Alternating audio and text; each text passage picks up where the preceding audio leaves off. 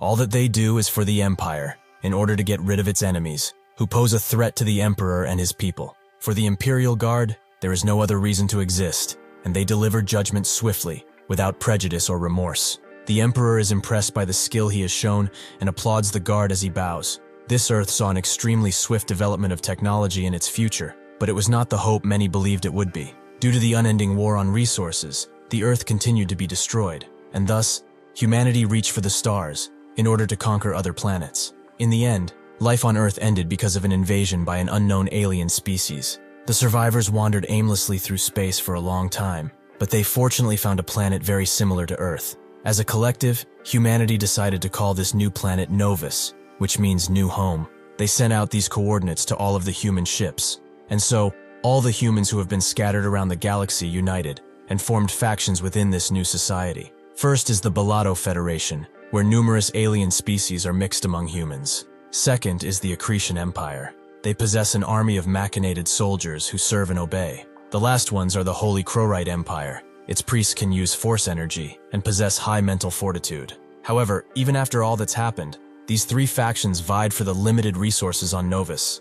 and as a result, humanity once again is preparing for a war on resources, which might be their last. But if it's not, the next one will be fought with stones and sticks. At the Accretion Empire Machination Lab, Commander Hemilus Custoria tells a young boy that he's next, although he will be compared a lot to the one that came before him. This is where he is to show his king what he is capable of, so he should not forget that this is a very important day for him and for all other trainees. Luca, an Imperial Guard trainee, suggests he wait and see who the unlucky one is. Hemilus likes this attitude and hopes he lives up to it. As Luca gears up, he thinks that he must at least be capable of dodging and blocking bullets. It's the most necessary skill in order to become an official Imperial Guard. He has completed all the simulation training at the highest difficulties. He is a soldier that is training for the Imperial Guards, who has heightened spatial awareness thanks to a procedure that upgraded his perception. His opponents stand before him as he enters, 5 death row inmates with very cheap equipment. Luca slowly draws his blade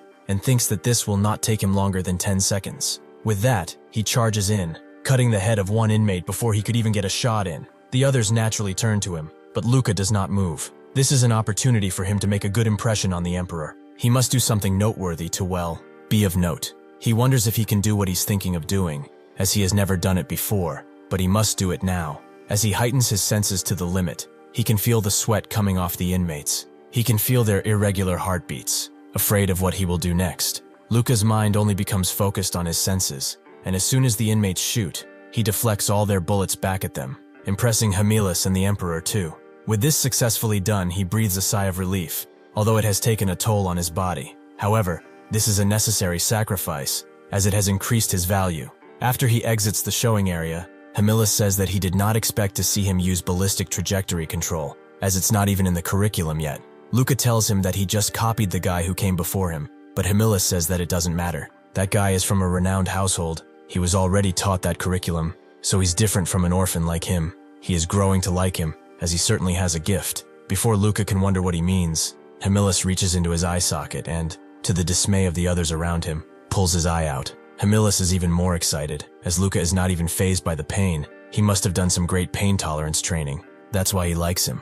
Luca is glad to hear that. This eye he was going to take out anyway, and would like to request an eye that can predict trajectories. After everything is said and done, another trainee by the name of Ile comes into Luca's dorm, as he wants to talk, but seeing as he's half naked, perhaps it was too sudden. Luca tells him to come in as he dresses, so Ile sits on the same bed as him and explains that he was impressed with his performance. Luca tells him that he's in the wrong place if he wishes to exchange praise, calling him young master. He knows about this guy, Ile Karthika. Just with his aura alone, one could tell that he's from the famous Karthika household. If he's logical about this, there's no need to be aggressive to someone from a noble household. One could just say that he's envious, but perhaps it's his tiredness too. Ile hands him a pill. He came to specifically give him this. It will decrease his sensitivity, so he can rest better at night. Lucas says that he doesn't need it, but Ile tells him to take it away, as he will not be able to train properly tomorrow if he doesn't get a good rest. He should know that mental fortitude cannot carry him through everything, although it can do most things. Luca takes the pill, and immediately feels that it's not some knockoff from the slums. It's a genuine pill. Luca also praises his abilities. He just copied what he did after all. Ile explains that he has a mechanical eye for combat, so it wasn't hard for him. He was actually more impressive since he went on with just his instincts. The commander also seemed to acknowledge him as an irregular too. That's why he's giving him a mechanical eye from his own pocket. Luca says that it's just his hard work that he put in. Nobility is excellent, while the lower classes are trash after all. He cannot let go of a rare opportunity like this as a lower class citizen. Ile stays silent for a bit, but then repeats the nobility's excellence part. He did pass the selection process, but he knows that there are many others who failed it, right? He also thinks that there's people who paid money to manipulate results. Luca wonders if that's possible, and while there's no proof, Ile strongly believes that it is. Those like him without support have never failed the cultivation process, because they all rose up with only their skills. Luca has never expected to see a noble say that not all nobles are excellent, but what is he trying to say here? Ile forwards a handshake and tells him that people like him are the ones who should succeed the most. He will be cheering him on from now on. Luca accepts his handshake, but he already planned on victory. This is all for the Empire after all. Ile looks at him with a certain kind of sadness as he says this. This is a story about a boy who is only raised to be used as a weapon in the tyrannical empire known as Acretia. The next day, the trainees are all at the shooting range, and Luca, using his new eye, lands all of his shots cleanly. He pulls the training doll closer, showing that all of his shots were centered. Eli is impressed by this. He's not the top student for nothing after all. He also asks if he has grown accustomed to his right eye, and also asks if it's not unfair to be this good with a gun when he's a close combat fighter. Luca says that members of the guard must be good with all types of weapons. Additionally, he does not want to hear this from someone who managed to shoot every shot through the same hole. Ile laughs it off, as guns are his specialty, but Luca tells him to not be so nonchalant, as he will surpass him soon. Ile will welcome it when and if it happens. Just like he told him before, he will root for him. The Empire needs more people like him after all. The value of talent and ability is slowly being diluted in their empire. As long as one has status and power, even the worst shots in history can become expert marksmen. However, if more naturally talented people like him appear, people will be able to tell between talent and no talent. Luca tells him that this sounds like he is criticizing the Empire's systems. If he were to report what he said to HQ, he would not get off scot-free, even if he is a Karthika. Ile gives him a smile and says that if he's willing to do that, he wouldn't have told him about it. He's aware that he's a good person. He thanks Luca for worrying about him so much, who only finds him annoying. 2 years into the training, in the third quarter, every trainee is put in a wagon-like vehicle and dragged to the battlefield. Hamilis tells them that Luca and Ile will act as platoon leaders. If any trainee has an issue with that, they can stand up and leave right now. Since nobody does so, he continues with his explanation. Across the gorge they are at now, there is a Korite outpost, illegally stationed in their territory. This training is to test how they will perform in the field, and since they have no need for prisoners, they are allowed to kill on sight. Everyone does so, but Ile is quite amazed that they are on their first real mission. Luca wonders why he's so nervous. They have all killed before, after all. Ile understands, but this is different, as it's the first time they are facing an outside threat. Every faction on this planet, including theirs, have planet's Earth humanity as their ancestors, so it sort of feels wrong. Luca tells him that his emotions will only get in the way, and he should look behind them too. Does he think that the senior guard will protect them? This is a full-body mechanical armor, Class Legion. Those guys are here to supervise them. They might even just outright kill them if they try to take prisoners. He agrees that the idiots who are not aware of their place do not belong here. On this planet, other outside threats are like bugs for the Empire. They have learned that they all use and deceive the Empire for their own selfish gain. Ile knows that's what they have been taught after all. It doesn't take long for the base to be turned into a graveyard for those within. The Empire soldiers ruthlessly killing defenseless people without remorse. Luca walks through the chaos and doesn't see a single weapon among the Korans, meaning that this training will end without a hitch. He soon stumbles upon a lone child who cries for his mother helplessly. Luca sees something of himself in that child, who is so scared that he can no longer move. He is a non-combatant, offering no resistance, and he also doesn't have a gun to end his suffering cleanly. However, even if he pities him, he got his orders, to kill without prejudice. He will no longer hesitate. He will not let the seed of those who leech off of them prosper. He punctures the wall with his blade, but cannot let himself hit the child. He crouches down and tells him to pretend that he's dead. He might be able to survive if he does so. Luca shouldn't do this.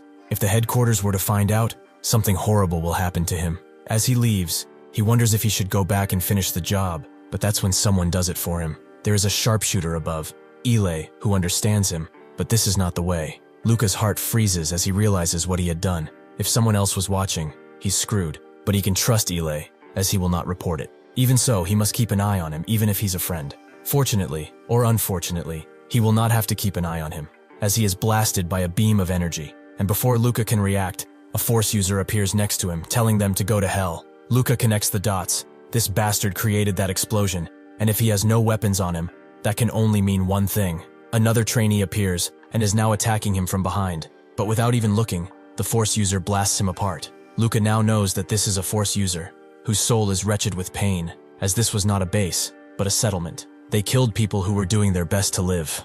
Luca wonders if the captain knew about this as they regroup.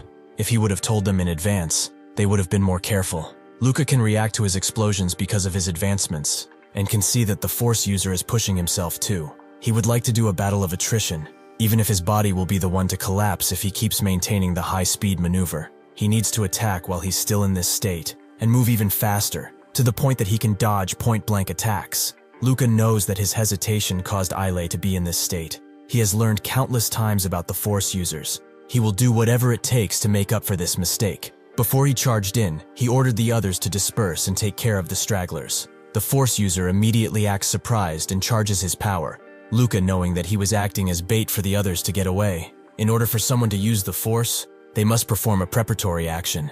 For example, it would be the hand signs this guy is making. As long as he can disrupt that space, he can kill him. Luca successfully does just that, but the Force user manages to use his other hand to strike, almost eliminating Luca in a single shot. However, as soon as the Force user sees that Luca is just a child, he cannot bring himself to do it, which allows Luca to dig his sword deeper and kill the man. Luca catches his breath, knowing that if that man went through with his strike, he would have been dead now. Korite is made up of fanatics that are beyond human comprehension. Why did he refuse to kill him? Luca realizes why they are told to not let their emotions consume them, why this is all for the Empire, and why they are taught that everyone else is a hive of worms. The Imperial Guards exist only to protect the Empire and its Emperor, but now, through the screams of pain and the smell of smoke, Luca questions everything he has been taught. After the mission was over, the injured trainees went to the recovery room, where now, Ile asks Luca how it felt to almost die. He could ask him the same thing, as he was basically cut in half. Ile laughs it off and says that this time, he got new arms and legs. How much did he change? Luca explains that his back was destroyed, so he got some titanium bones and artificial skin. They are both going to end up with entirely new bodies anyways, so they might as well get them early. Ile stays silent for a moment, and then tells Luca that the commander probably knew of the Force user. The reason they did not hear a thing about it was because of the test. Luca noticed too, but since their seniors did not step in, they probably figured the trainees could handle it, as nobody was killed in action.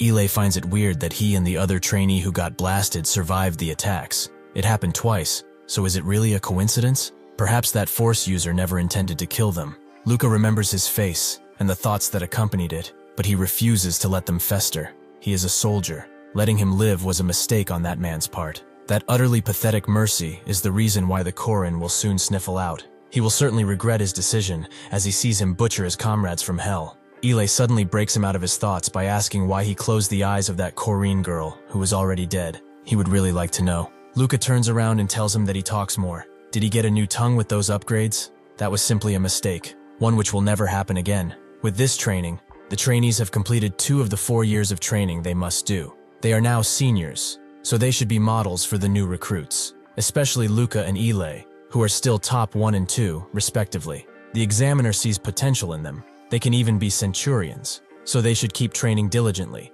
for the glory and protection for their empire and its emperor. They both agree, while Luca thinks of the centurion. The Imperial Guard is organized simply. There are 1,000 guardsmen, consisting of 10 centuries, all commanded by a chief centurion. The commander of the guards is also the centurion of the 1st century. Cadets like Luca, after finishing the full body mechanization, are assigned the lowest ranking century, the 10th century. If he becomes a centurion of the 10th century, he will make it really big. He and Ile go to spar with Ile pushing even harder than before, and fighting with more fierceness. Luca notices this too, and chalks it up to his new arm. However, a fight is still a fight, and those with more knowledge and experience always win. Luca stops his punch before hitting Ile, marking their 124th round, and his 124th win. They go to the rooftop after this. Ile actually believed that he would win. Luca tells him that if getting new parts was all they need to get strong, training would have been worthless. Ile has noticed that he's become more rigid after the examiner's speech, It seems like the idea of centurion impacted him quite a bit. Luca says that it's only natural. If he has experience serving as an imperial guard, he would be welcomed anywhere. Ile tells him to relax. He's in a position where his birthplace no longer matters. Luca glances at him and says that unlike him and most people, he has no place to return to. He must keep climbing and climbing, or it's wraps for him. He also has tremendous talent, but he lacks drive. Why does he want to be a guardsman anyhow? Ile has heard that many times before, and now from him as well. In truth, he wanted to be a scholar, an archaeologist more specifically. He wanted to study the ancient arcane civilization. Luca asks why he doesn't do that then, but Ile explains that it's banned for someone to study the arcane civilization. Besides, his house has already produced more than few generals. They would never allow him to be anything else at this point. Luca asks if he's really saying that he's sad because he's not getting what he wants. He's acting quite spoiled here. There are countless in the slums who are not guaranteed another day of life. Plenty are already thankful they have enough to eat. Ile thought he would say that, but he was just sharing a secret with a friend. Luca says that others may interpret this as criticism of the Empire, and if they report it, things will be bad for him. Ile knows that he won't do that, because he's kept his secret too.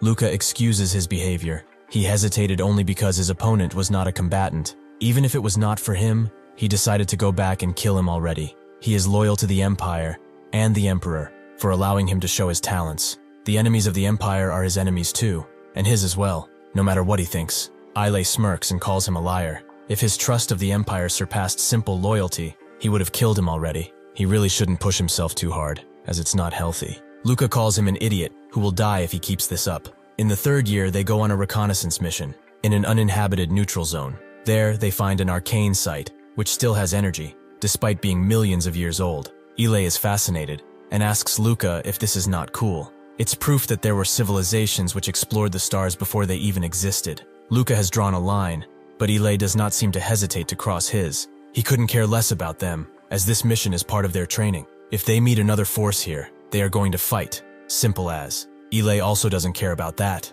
Even if they are unbeatable, someone from the guard will help them. Someone speaks from behind, saying that the present exists because of the past, and that record allows them to predict what will occur in the future. If he thinks about it like this, it makes sense that so many are interested in history. This is another guard trainee, Claude Ramones. Luca knows his family. It's not as big as the Karthikas, but it's still respected. He wants to ask one thing about Luca, as he's quite fond of him, and wants to know if he's seeing anyone. Luca immediately puts up his defenses and tells him not to come any further. Claude tells him to relax. He asks this because he wants to introduce him to his sister. Luca says that he's an orphan from an orphanage, but Claude says that it doesn't matter, as he will probably end up his superior anyway. He should think about it, as his sister is quite pretty. Ile plays around with him, saying that he's quite popular with the ladies. Suddenly, they both sense something, and they all get into position. They got a biological response from the front, so Luca orders the others to go and spread out while he and Luca man the front. Luca sees something up ahead, but he can't quite pinpoint it. However, after staring for a while longer, he sees that the being in front of them is a Korite paladin. He seems to notice them too, and readies a spear to throw. Luca can only scream at Claude to run, but it's already too late, as the spear is lunged forwards by the paladin, completely eradicating Claude. He could do nothing to react. These paladins are above mere force users. They are a threat that they cannot comprehend currently. The spear came from the arcane site, and before Luca knew it, the guy in front of him was gone. The same guy that was cheerfully talking to him just a few moments ago is now missing his upper body, and his robotic legs are trying to figure out what to do. Luca tries to use his mechanical eye to calculate the trajectory of the next attack, but it's giving him an error, as even it cannot possibly predict this opponent. The other trainees start shooting from behind, and Ile tells Luca to get a hold of himself. If he just stands there, he will die. They must fight in order to stall. Luca knows that he's right. Even if they would try to run, they would not be able to escape the situation. All they can do is fight, until the Imperial Guard gets here. If they manage to hold out for 10 or maybe 20 seconds, he is sure that a member of the Imperial Guard will appear. The paladin pulls out another spear and lunges it at Luca, making him realize that holding out for a dozen seconds is not possible. The spear breaks his helmet and cuts his cheeks. He doesn't even have time to catch his breath, as another spear comes flying towards him from behind, and when he sees it, he is faced with the ugly head of death once again. His mind falters, believing that he cannot fight against this beast, but that's when he remembers the commander's words. He saw that he looked like a little piggy, who just realized that it's about to be slaughtered, and warned him. If he dared to turn his back on any enemy, he would receive a bullet to the head, and that goes for everyone. If their enemy swings their blade, they shall do the same, only harder. Those of the Imperial Guard are not weaklings, but the soldiers of the Emperor. 3 seconds have passed, and Luca decides to move. Before he's completely annihilated, he uses all of his might to strike the spear, which has broken its speed, but it still comes flying at him, and creates a large dust cloud at the explosion site. A part of it frolics in the air before landing down. Luca has survived, although he can no longer use his attacking hand. He knows that the paladin isn't about to just stop attacking, and sure enough, as the seconds count down, the paladin unleashes mighty strikes with his blade, cutting Luca's right hand off, but also cutting up the people behind him, including Ile. Due to how many are injured behind him, Luca can guess that the paladin wasn't actually aiming at him, but now he's actually doing just that, about to unleash even more power, causing Luca to fall into utter despair. However, he remembers who he is 12 seconds in, and even in his sad state, charges in, feeling only rage for his enemy. Far away, an Imperial Guard uses his boosters to fly towards their area, and even uses the additional ones to gain more speed. He treks the forest with no issue, and arrives just when the Paladin and Luca are about to crash. He is not going to let a prospect of the Imperial Guard die, so he grabs the Paladin's head, and using the momentum he has, punts him into the ground. He is not done yet, as he pushes the boosters even harder and pulls out his gun while dragging the Paladin to the ancient site. When they arrive, the Imperial Guard punches the Paladin straight into the site, making it glow, and bringing Luca to awe. The Imperial Guard returns from his conquests, proving what the Empire is capable of. Luca is very glad to be saved, but this has not ended just yet. Even in his battered state, the Paladin does not give up, and summons all of the strength he can muster. The Imperial Guard has noticed his adamancy. He wishes to suffer, so he will fulfill that request with the best weapon at his disposal. Luca recognizes that weapon. It's a part of the Legion set. He has always wondered who is stronger, an Imperial Guard, or a Paladin capable of using the Force. With this battle, he will have his question answered. They both strike at each other's blades, the Imperial Guard pushing harder, because he knows that the Paladin is weakened. However, he soon disproves that, as he pushes the Imperial Guard back, and they begin unleashing a flurry of blows while in the air. Before landing and creating a big explosion, they soon return to where they came from, fighting at the exact same speed. Luca is amazed. He cannot hope to even track these guys. That's how fast they are. He can see, this is how a true Imperial Guard fights. Even if he believes in him, he can only hope that he actually wins. The Imperial Guard pushes his blade too far, allowing the Paladin to counterattack and break it. But this also allows the Imperial Guard to grab his head and push the Paladin to his doom. Using the last of his strength, the Paladin comes to a stop and uses the Force to grab the spear that is behind Luca. At that moment, Luca had only one thought in mind. The Imperial Guard will be unable to dodge the spear because he had never experienced it before like he has. He knows that he will die if the Imperial Guard does, so he must do something. Before the spear flies away, Luca puts his foot in its trajectory. He hopes that this is enough to make it miss, and as it closes in on the Imperial Guard, it goes past him, and the Paladin grabs it. Since he has it in his hands, he charges it up with tremendous force. The Imperial Guard realizing what he is doing, he will not let him do as he pleases, so he charges up a punch and pummels the Paladin into the ground, creating a large explosion and ending the fight. Luca can only wonder what happened and who survived, because he can no longer move, but he hopes that the Imperial Guard is the one that's coming to him right now. Sure enough, it is. The Imperial Guard recognizes his achievement. He couldn't have killed that bastard without him. He also inquires about his wounds, more specifically on his abdomen. Luca tells him that he got hurt when he tried to dodge his Force slash. The Imperial Guard extends a hand to grab him, as he will assist him in returning to the base. That's when Luca sees something which shocks him. Legion. The full-body mechanical armor of the Empire is only bestowed to the Imperial Guards. They remove all of the flesh as it is weak, and in its place they put machinery, which makes the Imperial Guard become the ultimate weapon. Every trainee dreams of receiving a Legion, as it is a testament to their hard work, and also the Imperial Guard. However, what Luca is seeing now shocks him, as this Imperial Guard's head is missing. Luca asks, he is alive with no brain. Is he a human, or has he fully become a machine? This makes the Imperial Guard realize that his head and brain is gone. He screams out in the pain he should have felt up until now, and falls to the ground, lifeless. Luca finally realizes his mistake. He has been training, day in and day out, hoping to become one of these beasts. His body is becoming colder and colder. He also can't stop shaking, making him wonder if he can survive until help arrives. What he's seeing right now, this grotesque rejection of humanity, might be the last thing he sees. Ile asks if he's still alive, and Luca also asks the same. Ile says that he's not in the best condition, but he will survive. Luca asks about the others, but besides them, everyone is dead. Ile asks how his wounds are, and Luca doesn't sugarcoat it. He will die soon. He also asks what he's going to do now, as he should look ahead. The life he yearned for is right in front of him, within grasp.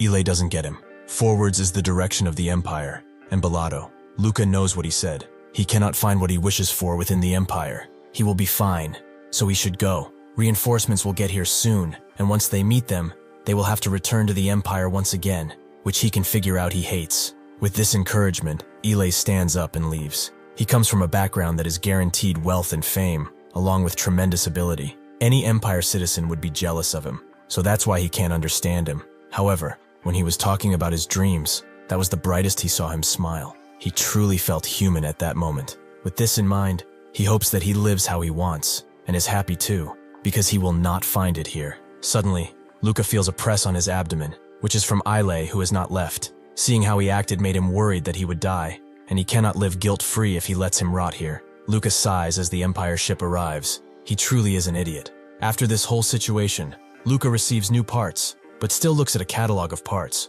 wondering which will make him less human. Ile arrives, excited to see that he's interested in something, and recommends the F-24 reuse model. It has short adaptation speed, allowing him to go on the battlefield sooner, and it's much better than what he's using now. Luca tells him to stop coming out of the shadows like that if he doesn't want to get punched in the face. Ile apologizes for surprising him. He doesn't want a broken nose after all. After they returned to the Empire and Luca completed his treatment, he was called to different departments in order to be investigated. They wanted to talk with him about what happened with the 3 cadets and the Imperial Guard, which was killed. This incident is now called the Quran Paladin encounter, and now he thought that they wanted to investigate further, but it seems like he's called for another reason. Ile asks if he heard about the artifact they found at the site they went to. There are tons of arguments on who owns it now. Luca is already suspected as such. That damn cube is the reason behind all of this bullshit. He asks Ile who will retrieve it, and Ile tells him that they are assembling a team that only has specialists.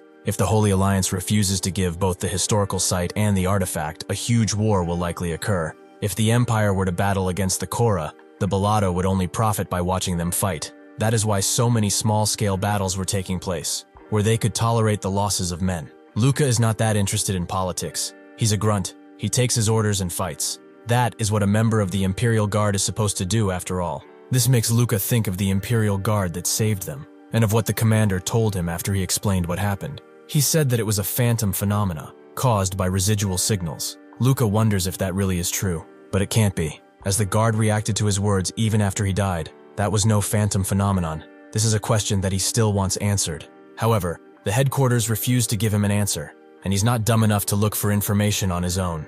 There is an extravagant location within the Empire training facilities of the cadets that doesn't really fit with the others. The visiting room is created for cadets to meet their friends and family. Luca thought he would never come here, since he is an orphan, but surprisingly enough, someone did come to look for him. Lillian Ramones, Claude's sister. Luca can only wonder why she's here, perhaps to question him about Claude's death, since he was assigned leader. Lillian appeases his worries by saying that she's not here to hate him. The moment her brother became an Imperial Guard, their family was expecting news of this magnitude eventually. She actually wanted to see him, as her brother talked about him for quite a while. He said that he was talented amongst the other cadets, and asked if she was interested in meeting with him. Luca knows that she heard where he comes from, but Lillian actually prefers it that way. There are fewer formalities that they need to do because of it. Luca feels that it seems like she's interested in meeting him, which makes her ask if he's opposed to it. Luca is honest. He doesn't know anything about her, and why him anyway? Lillian tells him that they can get to know each other better,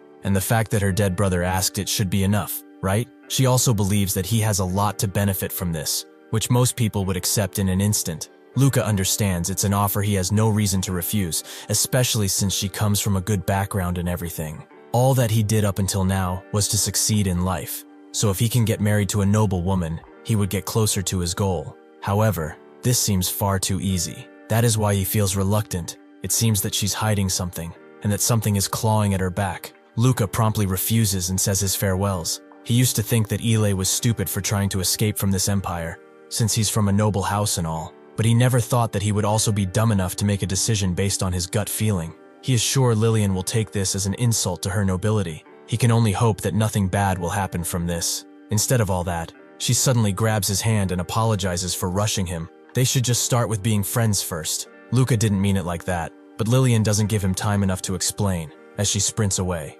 Luca looks at his hand and knows that she will be hard to get rid of. Next, Luca goes to the physical training room where he meets with the fighting instructor of the Imperial Guards, Kinuan, who did not expect him to come here at all. Luca wants to learn from him, but Kinuan feels that there's not much he can teach him about fighting. He's already skilled. He only remembers a few actually surpassing his skills. This makes Luca believe that there are still people stronger than him, and he's not satisfied with being the best just among the cadets. Kinuan tells him to not rush so much. He is still young after all. Kinuan is not that strong, and also doesn't hold a domineering attitude like the other instructors. Also, unlike them, he uses a low-power augment. Comparing it to the new augment he just got, Luca should be 10 times stronger. The only thing he has a disadvantage in is that he doesn't have a full-body augmentation. If he cannot win against him, he will not stand against someone as strong as one of those paladins. He thanks Kinuan for the opportunity, who feels like he didn't have much of a choice. But it doesn't matter. He should come at him already. Luca does just that, and Kinuan easily deflects his punch, seeing his new augment, which he probably wanted to test out. Luca knows that he's a retired Imperial Guard, but he also knew that he wouldn't flinch against a simple attack like this. He lets out a flurry of blows, forcing Kinuan into a defensive stance, and allowing him to try and finish this with a swift strike. Kinuan tries to defend himself, but Luca grabs his clothes and presses further, thinking that he has won. Unfortunately for him, Kinuan isn't an instructor for nothing, and within a second, puts Luca in the air. He is confused by this, but swiftly lands down and charges in, as he will not be stopped by just this. His kick flies through the air, but Kinuan grabs his leg and throws him in the air once again, making him land harshly. Luca just doesn't get what is going on, but Kinuan rips into him. Not only has he failed to gauge his opponent's strength, but he also dared to let his mind wander while in a fight. He should answer truthfully now. Why is he in such a rush for strength? Luca tries to figure out what just happened. From his point of view, his first attack should have hit Kinuan in the chin. However, as soon as Kinuan touched his arm, something happened. His body staggered somehow, like he lost control of it or something. Or to be exact, kinetic energy that was sent to Kinuan came back to him. He asks Kinuan what happened, and so he explains that it was just a self-defense method of his. Luca turns to him and asks if he could learn it, but only then sees the state that Kinuan is in. He probably doesn't want to learn since he saw him like this. There is always a price for shortcuts, and well, this is one of them. They both sit down, and Kinuan asks Luca what he learned from their fight. Luca explains that he felt charmed, like his body moved on its own and was out of his control. Kinuan tells him the name of the combat method, Archi's Victima, or more commonly known as the Archi's combat method. Luca knows about it, but that's only used by low-level thugs. What he showed him was amazing. It could be considered something they could even learn as a military standard. Kinuan confirms that in the past, it was considered, but there are 3 major problems with this combat method. Luca knows that one of them is that it's hard to learn, which Kinuan confirms, and calls him smart for recognizing it. Now that he has figured out one, what are the rest? Luca figures that the user's brain must be affected somehow, since he started to bleed. Kinuan says that he is right again, but as for the third reason, he cannot know, not yet at least. Luca is willing to take these risks if it means that he will get stronger, but Kinuan tells him that he's not the one who will decide that. He is already a pretty good asset to the Empire. Does he even realize just how much money has been spent on him? Luca tries to say something, but Kinuan wants a question answered before he does. Training the Archi's combat method will inevitably cause problems in the brain. Can he swear to him right now that he will stop using it when that happens? Luca knows that this man can smell liars, so he says that he cannot swear that, but he can promise to try his best not to use it. Kinuan likes his honesty, and suddenly trips him, making Luca fall on his back. From this moment forth, he should always expect an attack from Kinuan. This way, he will be ready for all situations. Luca knows that this means he agreed to train him, and Kinuan tells him to get up already. He likes fast learners. A month passes, and Ile wonders if Luca has had enough sleep, because his eyes are quite dark and digged into his skull. Luca writes this off as being busy, but he has been training with Kinuan daily. Instead of teaching him something directly, Kinuan wanted him to observe and learn on his own. The Archi's combat method is extremely different from what he had learned before. Most combat methods focus on learning a specific skill, and then honing it until mastery. The Archier's combat method, however, seeks to make the most out of all the skills that he has. It's a superior combat algorithm that uses all the weapons in one's arsenal to create the most efficient fighting method in seconds. Instead of an augment or training, it utilizes the brain's untapped potential. Luca asks Ile how his mission went, who says that it was pretty boring. All they did was get rid of a malfunctioning droid. All the missions they have been receiving are something like this, basically child's play. Luca suggests that the Korite must be careful because of the incident that happened last time. Is that why the chief Centurion hasn't been seen around as of late? Ile says that isn't it. He has heard some stuff from his family. Luca wonders if there's a rebellion or something at hand, which Ile confirms. He doesn't know any details, but a group has begun plotting their rebellion within the Empire. Luca takes in this information. Just when they are about to start a war with the Korites, some dumbasses are thinking of rebelling. How stupid of them. Ile suggests he doesn't disregard their idea as stupidity. He will rot from the inside if he does. Luca instantly pins him and prepares a strike. He has warned him countless fucking times. He can overlook his wanting to leave the Empire, but if he becomes an enemy, he will not leave him be until he rips his head off. Ile explains that he passed the aptitude test for the Imperial Guard too. He just thought that the notion would be more important for the Empire. He should calm down already. Luca tells him to not make such statements anywhere else. He does not want to see his name on a rebel list or something. Ile knows. He can only speak of these things in front of him. Luca is still a bit mad, but Ile tells him to lighten up. He will treat him to some food this weekend. Luca already has plans for the weekend, and also tells Ile to stop talking, as he's irritating enough already. Ile wonders if it's a girl he's going to meet, but Luca is just waiting for him to leave. The next day, Luca goes outside and into the lower sector, where he walks with Kinuan. Has it not been some time since they both have been here? For people like them, who are from the slums, this is a familiar place. Luca says that the moment he became a trainee, he thought that he would never come back here again. He did not want to breathe the same air as these degenerates. Kinuan can see that. He's the type that climbs high after all. Luca certainly didn't expect Kinuan to bring him here, as the air of this place is bad. The city is powered by thermal energy from the magma which lies beneath, and all that unfiltered waste and heat is released into the lower sector. In his younger days, back when he was still breathing this air every day, he felt like he needed to get out or he would stay a loser his entire life.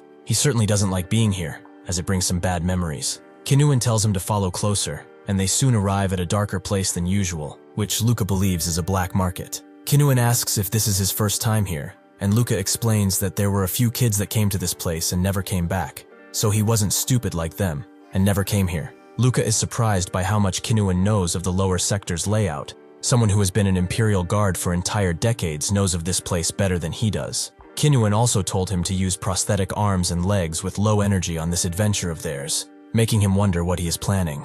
Kinuan tells him to get ready, and they both walk to a guarded place. One of the guards tells him to stop, as the spectator hall is on another entrance. But Kinuan explains that he wants to meet the supervisor of this fine establishment. The guard asks how he knows their boss, Aleph, but Kinuan doesn't. He just really wants to meet him. The guard immediately pulls a gun on him, but he can't even get a shot in as he gets tripped by Luca and put to the ground. Before the other guard can pull out his gun, Luca points the gun he took from the guard and tells him not to move. Kinuan is glad that at least one of them understands. Could he bring Aleph down right now? Their guns are dropped on the ground, and the guards walk with shame through the staff-only door. Luca asks Kinuan what he would have done if he was not fast enough, but Kinuan would have just searched for another way in. Luca inquires about this place, and why it's so important to them. Kinuan tells him that this is the most frequented place in the entire empire. It's the Colosseum. Kinuan and Luca eventually get their wish, and meet up with Aleph, who doesn't seem that happy to see them. Kinuan tells him to put Luca in a match.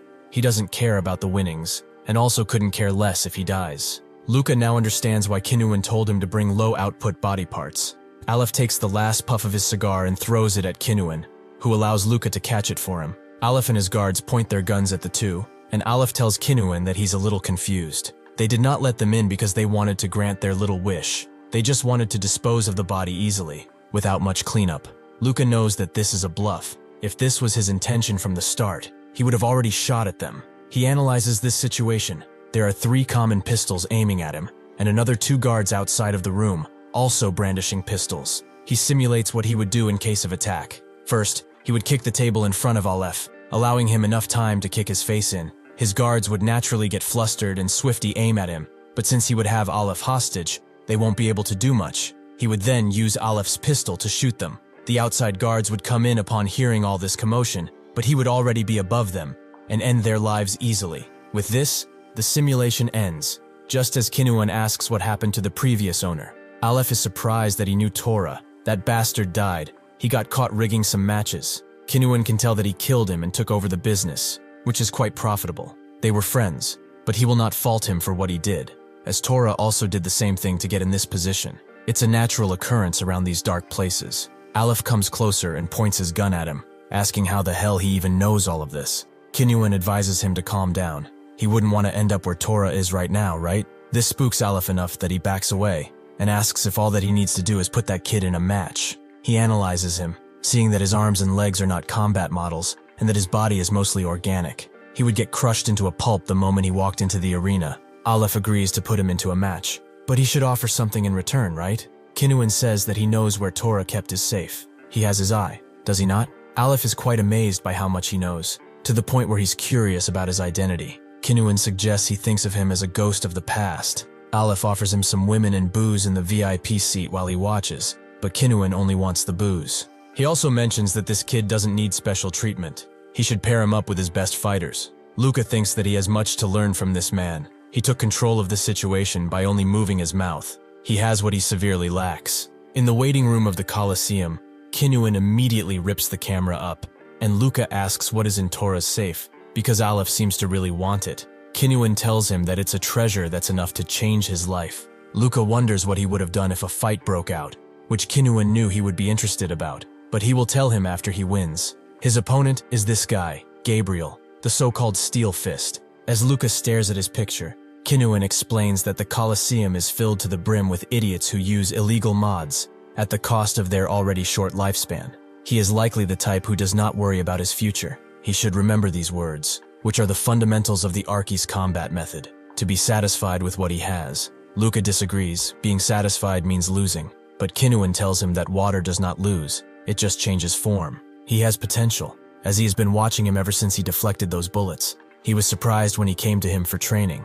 As a man of talent, however, he really came to the right person. Luca feels that this praise he's receiving is unfounded, but Kinuan believes he deserves this much. This might be the last time they see each other after all. Luca gives him a lukewarm smile, as he knows what he means. The match soon begins, and the presenter starts to talk about Luca, as this is his first match. Yet he dares to challenge Gabriel. He's still a brat who dreams big, and his name is Good Boy. Luca doesn't like that shitty name, but he won't complain now. The spectators begin to talk trash, saying that he only came here to end his life. Some want to see him get slaughtered, and some are simply here to enjoy seeing the life getting snuffed out of his eyes. Luca knows what this is. It's the dark desire all humans have to see others suffer. These fuckers must really like seeing limbs being torn off, which is good, very good in fact. He can sense that he is finally back home, and can unleash his true potential. As a child, Luca doesn't remember ever being full. An official from the Empire would stop by and send supplies twice a month, but the principal of the orphanage would sell more than half of that,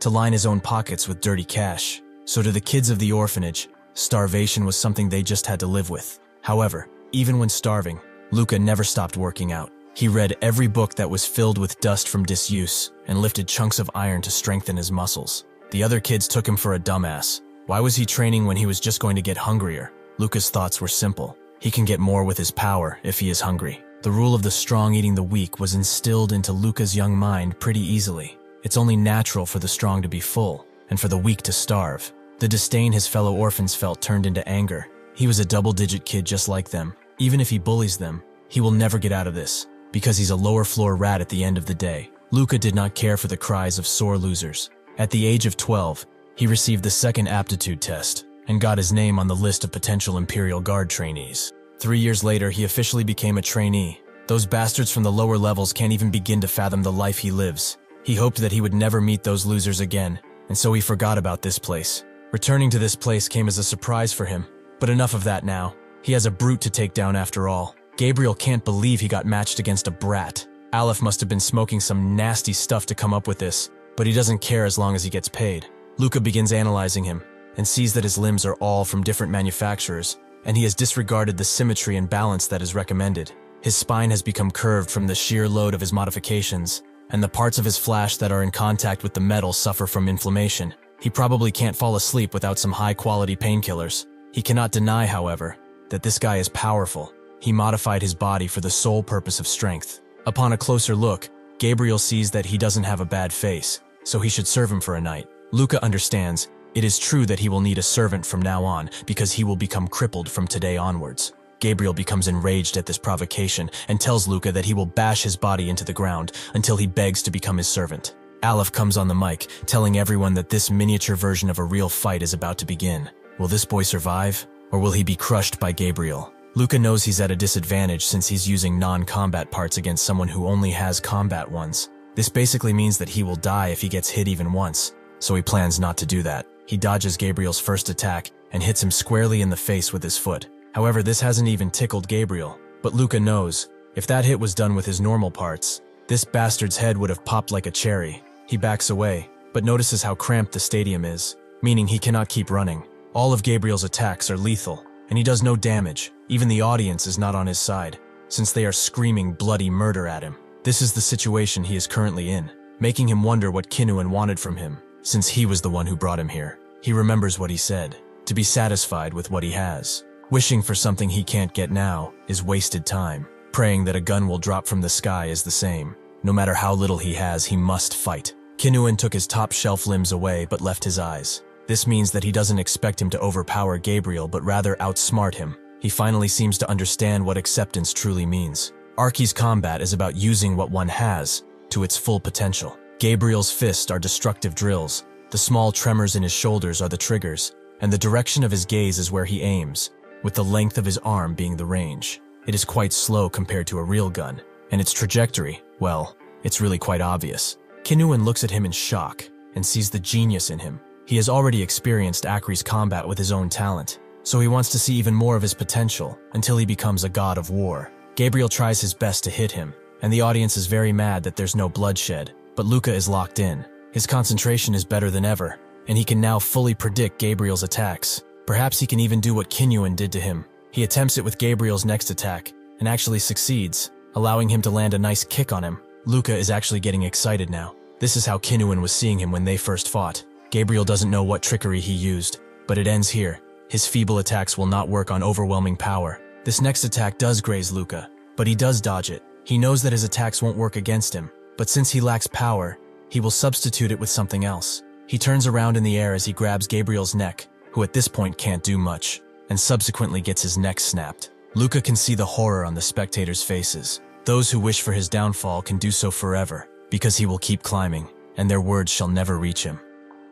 Luca knows that if this was a true battlefield, he wouldn't have been able to concentrate much. But because this was a controlled environment, he was able to take this guy down with relative ease. As he walks out, he abhors what he's thinking, but now that he has proven himself, Kinnuan really is a great teacher. He congratulates Luca and welcomes him to his induction into Arky's Victima. Luca has realized that accepting the situation doesn't mean losing, it means adapting. Kinnuan decides to give him something, credit chips, which makes Luca think this is the payout of the fight. Kinnuan denies it. These are for Gabriel's hospital bills. He should go and give it to him, as it's not a bad idea to show generosity, as long as he doesn't get taken for a fool, that is. Luca doesn't care for this. He wants to be a soldier, not a charity worker. Kinnuan pats him and says that he's pretty naive with interpersonal relationships. But seriously now, the kindness he's talking about is basically an investment. He will build it up for the future, where he will be able to make use of it. Just like how today, he reaped what he sowed in Torah. He should not forget that creating advantageous environments for oneself is what makes a good soldier. Luca has misjudged him. He thought he was teaching him because he was impressed by his talent and felt a connection since they were both gutter boys. But now he knows that one day, Kinnuan will take what he invested in him. When that day comes, he simply cannot refuse. Gabriel's doctor analyzes him closely and finds possible signal wavelengths that are too short to be compatible with his cyber body. His current being draws so much power that it will inevitably cause errors or freeze entirely, so he recommends using Xionix Corp's Hyperlindell number 9 instead. #not sponsored. Gabriel can't afford the newest model. Is he trying to rip him off or something? Everyone around these parts seems to be doing well with shitty tech. The doctor informs him that those people do not have as many modifications as him. If he had at least considered the compatibility, an older model would have been perfect. Gabriel explains that he was poor. He just put on whatever he could get his hands on. The doctor tells him that he will buy his current limbs and attach new ones according to his budget. But combat models are a no-go. With his current budget, he can only afford used goods. Gabriel wants to snap at him, but then Luca enters the room, glad to see him as lively as in their match. Gabriel immediately becomes enraged upon seeing him and swears to kill him no matter what it costs. Luca comes closer. He has warned him before their fight that he was going to cripple him. He suddenly remembers what Kinuan said, so he goes to the doctor and asks if they will be enough for that hyperlindel he was talking about. The doctor confirms it, but Gabriel asks what the hell he's doing. Lucas simply tells him that he's paying his bills, only because he feels like it though. Gabriel is shocked. His good boy stage name really fits, huh? He calms down a bit and asks for his real name. Luca tells him, so Gabriel vows to help him should he ever need his aid. He will repay him no matter what. This is a new feeling for Luca, but well, it really doesn't feel bad. Later he trains with Ile at the training grounds, but even though Ile is fast, Luca simply blocks his attack and ends the round with one punch. Ile still feels the pain minutes later. What he used must be the Arki's combat method Kinuan though him, right? Luca confirms it, but Ile thinks of it as thuggish. Stuff like holding glass shards between the fingers or chucking dirt into the eyes. Luca knows how hard it is to believe, but that's what Kinuan told him it is. Ile can't even dream of beating him in a 1-versus-1 again, but Luca tells him to be proud. He's the only trainee who can even put up a fight. He thinks that the Colosseum experience was enough to shake the foundation of his ideas of combat. It's as if every technique he has practiced until now has been condensed into one small drop of knowledge. Ile sees how happy he looks and asks him to help him out, if he's not busy at least. They both go to the visiting room, where Luca is quite displeased to meet Ile and Lillian. Ile apologizes. Their families have always been on good terms, so he couldn't just refuse. Lillian believes she has applied for a visit numerous times already. Why is he ignoring her? Luca says that he's just not interested. He hoped that she would see that as him refusing. Ile tells him to put it nicer, but Luca advises him to shut up. This situation alone is pissing him off pretty hard. Lillian starts to get peeved. Why does he hate her so much? Luca tells her that he has no time for a woman, unlike her. Someone like him who was an orphan has no way of climbing back up if he ever trips. Lillian says that being with her would be a benefit if that's the case, but she doesn't get it. If he were to rely on her noble power, it would also mean he could lose every single thing on her whim. He intends to be free and climb on his own merit. Lillian finds it strange that he says that, since he's close with Ile, but Luca tells her he only thinks of Ile as a friend and a trustworthy teammate. He doesn't hang out with him because of his status. Lillian understands. He doesn't plan on giving her a chance if what he says is true. Luca finishes his drink and gets up. Unfortunately, he hopes that they won't see each other again. As he walks through the corridors, Ile comes behind, saying that he shouldn't have been so rough. Luca tells him that she would have still clinged on if he wasn't, but Ile doesn't get it either. Couldn't he meet her a couple of times? Luca's reasoning is simple. He doesn't know why Lillian even likes him. She's approaching a gutter boy because her dead brother said nice things to her? She's surely plotting something. Ile understands. He's scared because there are variables, but if he takes it slow, Luca suddenly asks if he likes that girl, making Ile wonder what gave him such an idea with a broken tone. Luca could tell by his gaze and breath. It seems like Arki's victima is not just for combat. Anyway, if he's the one who likes her, he should cut all this crap and go for her. Ile would like to, but that's impossible for someone like him. Later, Luca goes to a construction factory and stands at the edge of the lava's hottest place with Kinuan. This is meditation training. He's meant to remain calm regardless of what he feels. He asks Kinuan how he would have won the fight that would have broken out in the gang office, but Kinuan already said he would tell him. Only if he won, that is. Luca knew there were armed thugs inside and out. He did not see any way to get out unscathed without any weapon. What would he have done though? Sensing his curiosity, Kinuan says that he would have ducked under the table when the shooting started, leaving Luca puzzled. Aleph and his men had guns. If his first move was hiding, he would lose any chance to counterattack.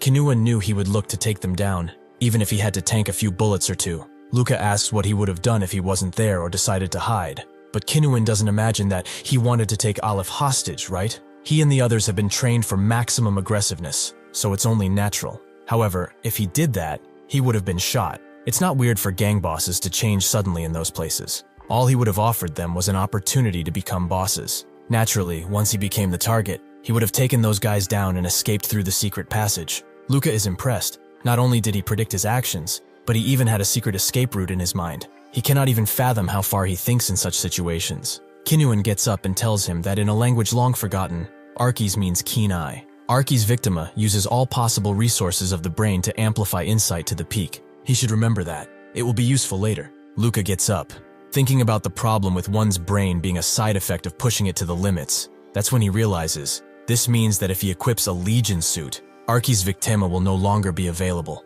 Kinuan is impressed by his sharpness. He thought that it would take a couple of days for him to figure this out. Once one becomes an Imperial Guard, they will be given a Legion suit, but nobody can constantly wear it, as it's a full armor body created with the best technology. Thus, it uses a huge bandwidth of memory signals.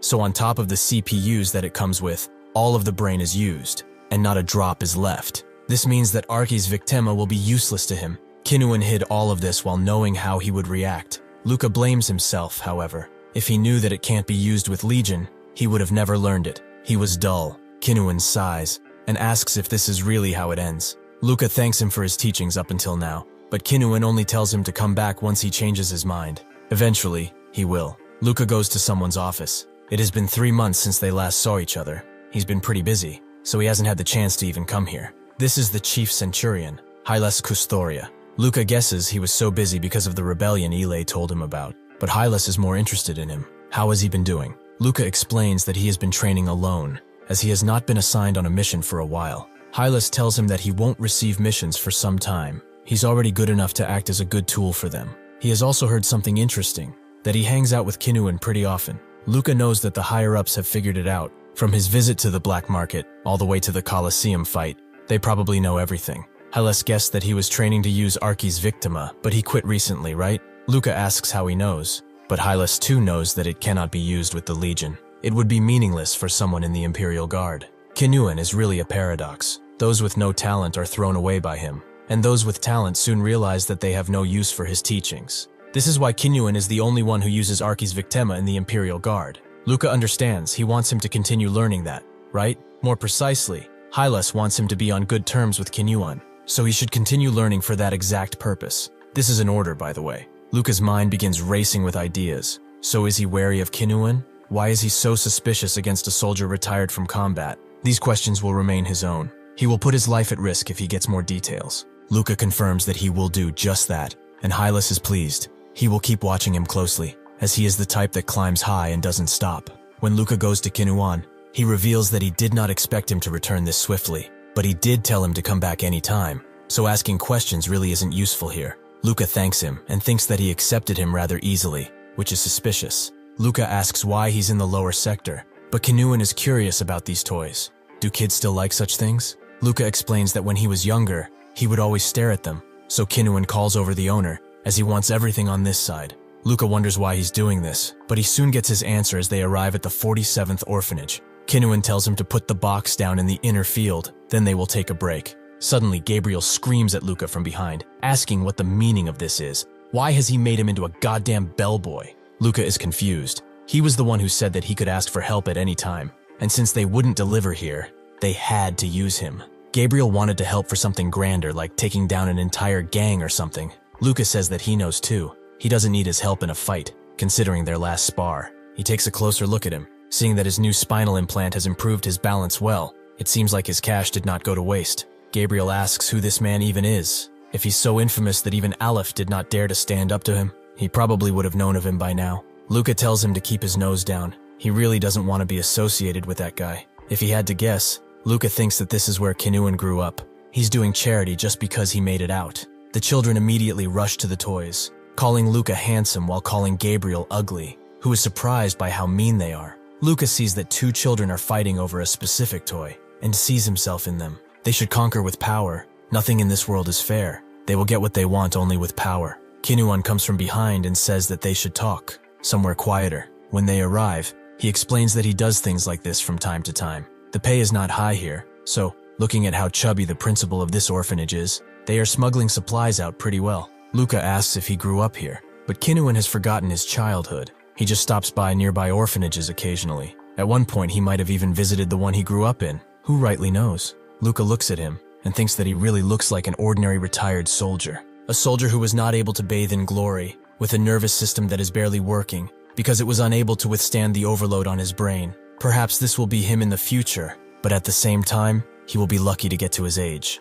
Kinuan has rested enough, so he would like to get to the point. Who was the one who ordered him to come back to him? Perhaps it was Hylas. Luca stays stunned for a second before averting his eyes and asking what he means. He knows that he must stay composed. Kinuan will see if he's perturbed, so he should relax. But how did he know his orders came from Hylas? How much is this old man aware of already? If he really is hiding something so big that even a chief centurion is interested, then it would be better to just get rid of him now. Kinuan advises him to calm down. If he attacks him with all his strength, it will be hard for him not to kill him. Luca says that he's a soldier of the Empire. He must do his duty. Kinuan laughs. He knows so little that he's not even sure which direction to go. He doesn't blame him, though. It's only natural for a soldier to follow orders from a higher up. He truly is the personification of the perfect little drone, something which the Empire yearns for constantly. When he first came to him, though, did he really think he did it of his own free will? The moment he performed projectile trajectory manipulation without an assistance processor,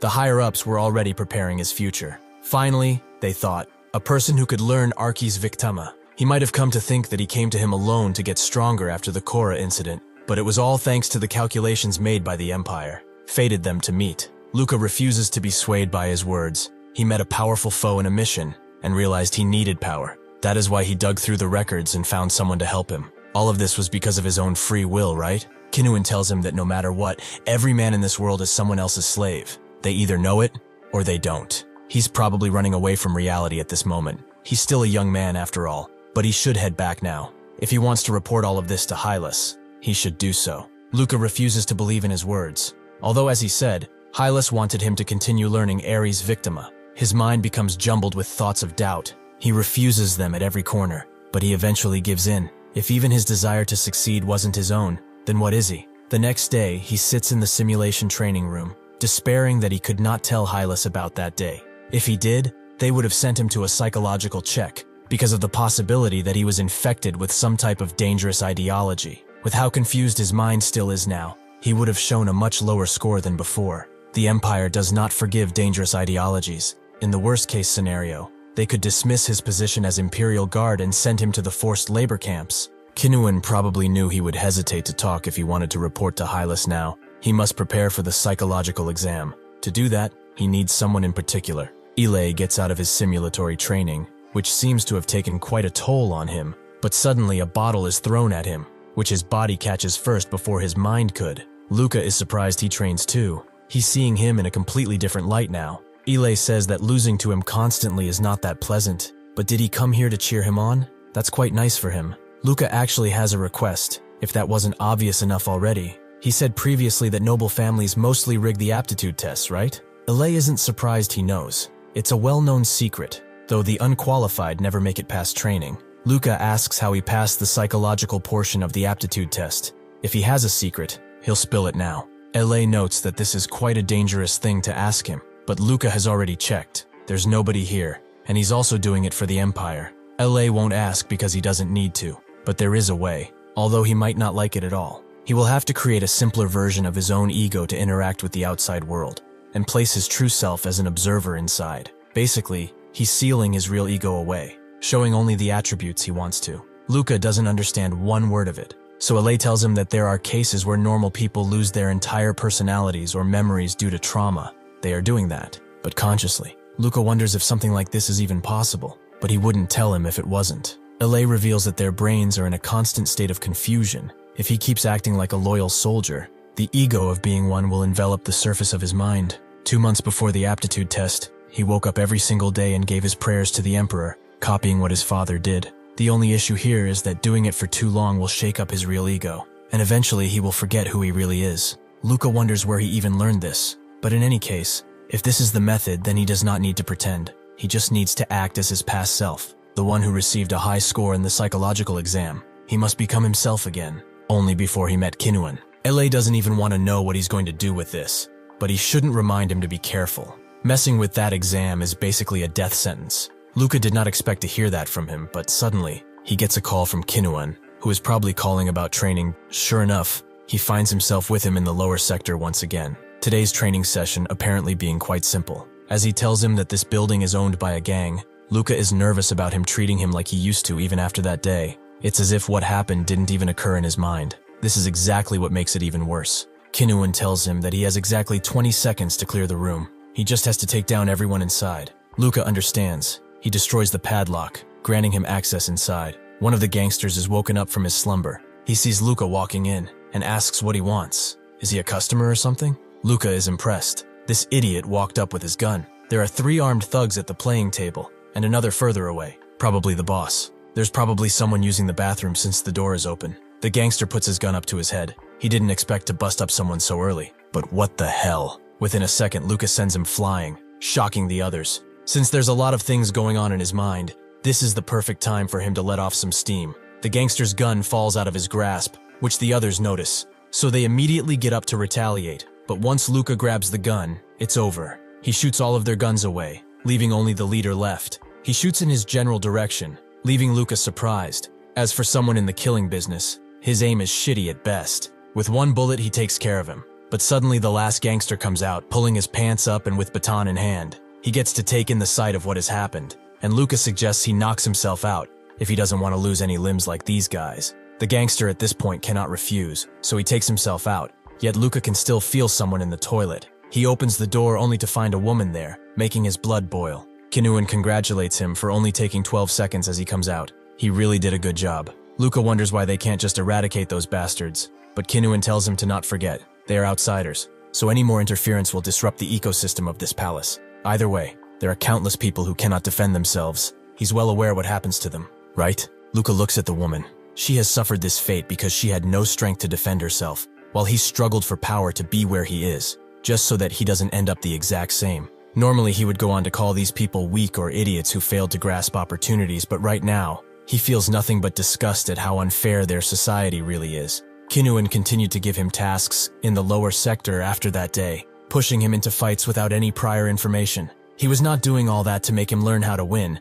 The real lesson was how well he optimized the situations he was simply thrown in. Since identifying the opponent's capabilities is the rule of thumb here, he had to go beyond that and judge the best course of action each time. Kinuan, never the storyteller, continued doing this for some time, his lessons unknown. One day they go to a repair shop where the woman Luca rescued, Gilda, works at. Kinuan asks for a cup of coffee, a long black with some oil, and Luca wants the same, only with no oil. Luca asks why they stopped by her workshop, but Kinuan thought he would be more proud, seeing how hard she's working. After rescuing her, she told them her story. It seems like she was kidnapped and endured all sorts of atrocities for several months. Thankfully, her mind remained intact, and she was able to return to a relatively normal life. The reason she was kidnapped in the first place was because a friend of hers, who had run off with the gang's dough, stayed over at her place. She ended up being their target since they had nothing else to take. However, her friend, who was the root of this entire issue, is long dead.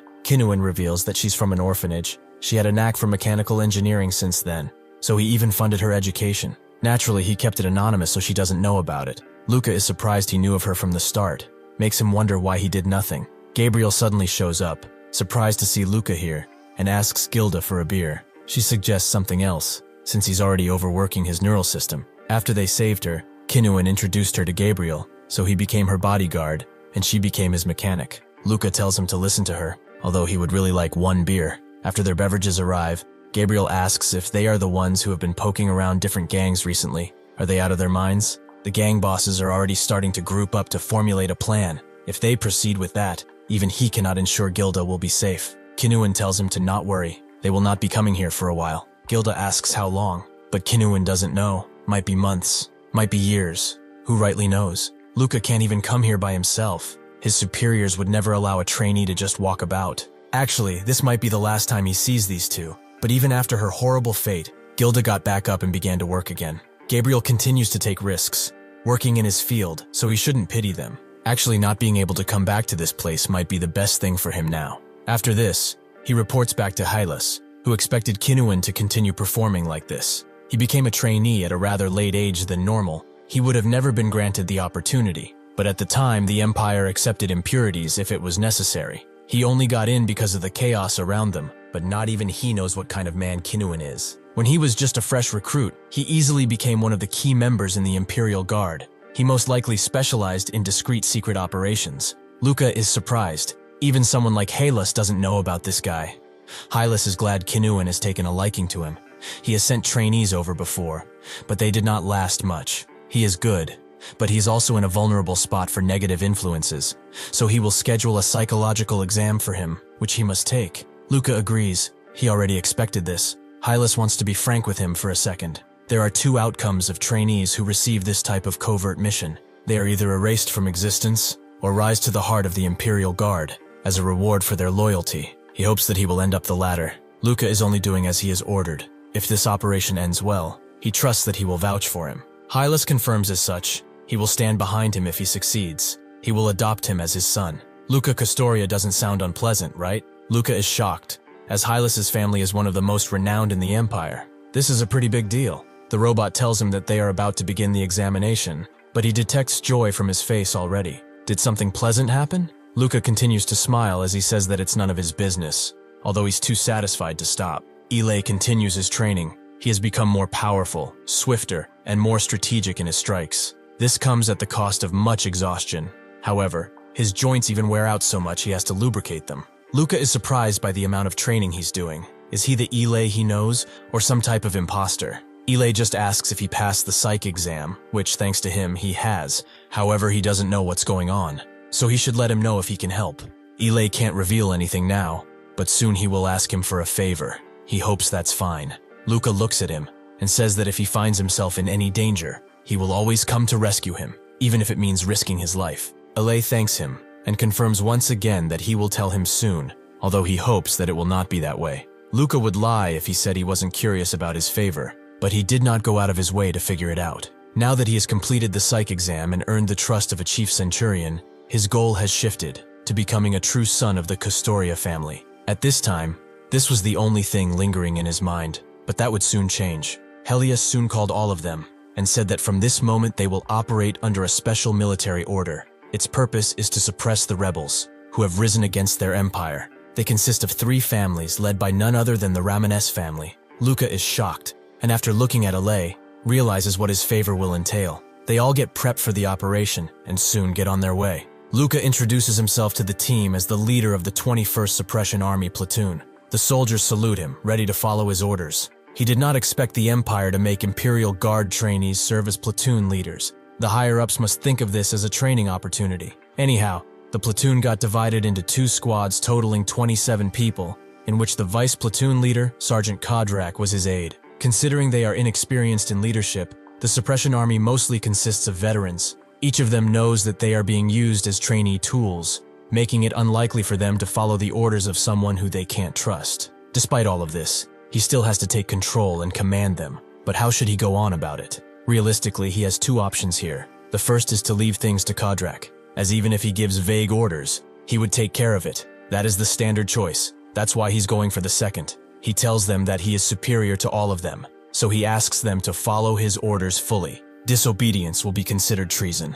The soldiers immediately stare him down, and Kodrak tells him to talk about it, but Luca promptly grabs him and throws him into the others. He dares to lay his hands on a superior officer with no permission. Does he take him for a fool because of his young age? He is from the lower sectors like everyone here. He even grew up in a double-digit orphanage. But do they know why their social standings are so apart now? It is because he is too superior to all of them. They may not understand it now, but they will soon.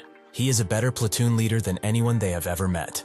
Kodrak understands. He has realized his mistake and will be more careful from now on. Luca knows that he understood that he did not pick the easy way out, which makes his job easier. They swiftly arrive at the enemy rebel fort, an Imperial Army outpost. Inside, LA hears what Luca did to one of his platoon members, but he just felt that he was treating him like a kid. LA says that they kind of are, but Luca doesn't like it. If one acts nicely, his underlings will think of him as weak. Hylas begins the briefing, skipping the formalities because they serve no purpose here.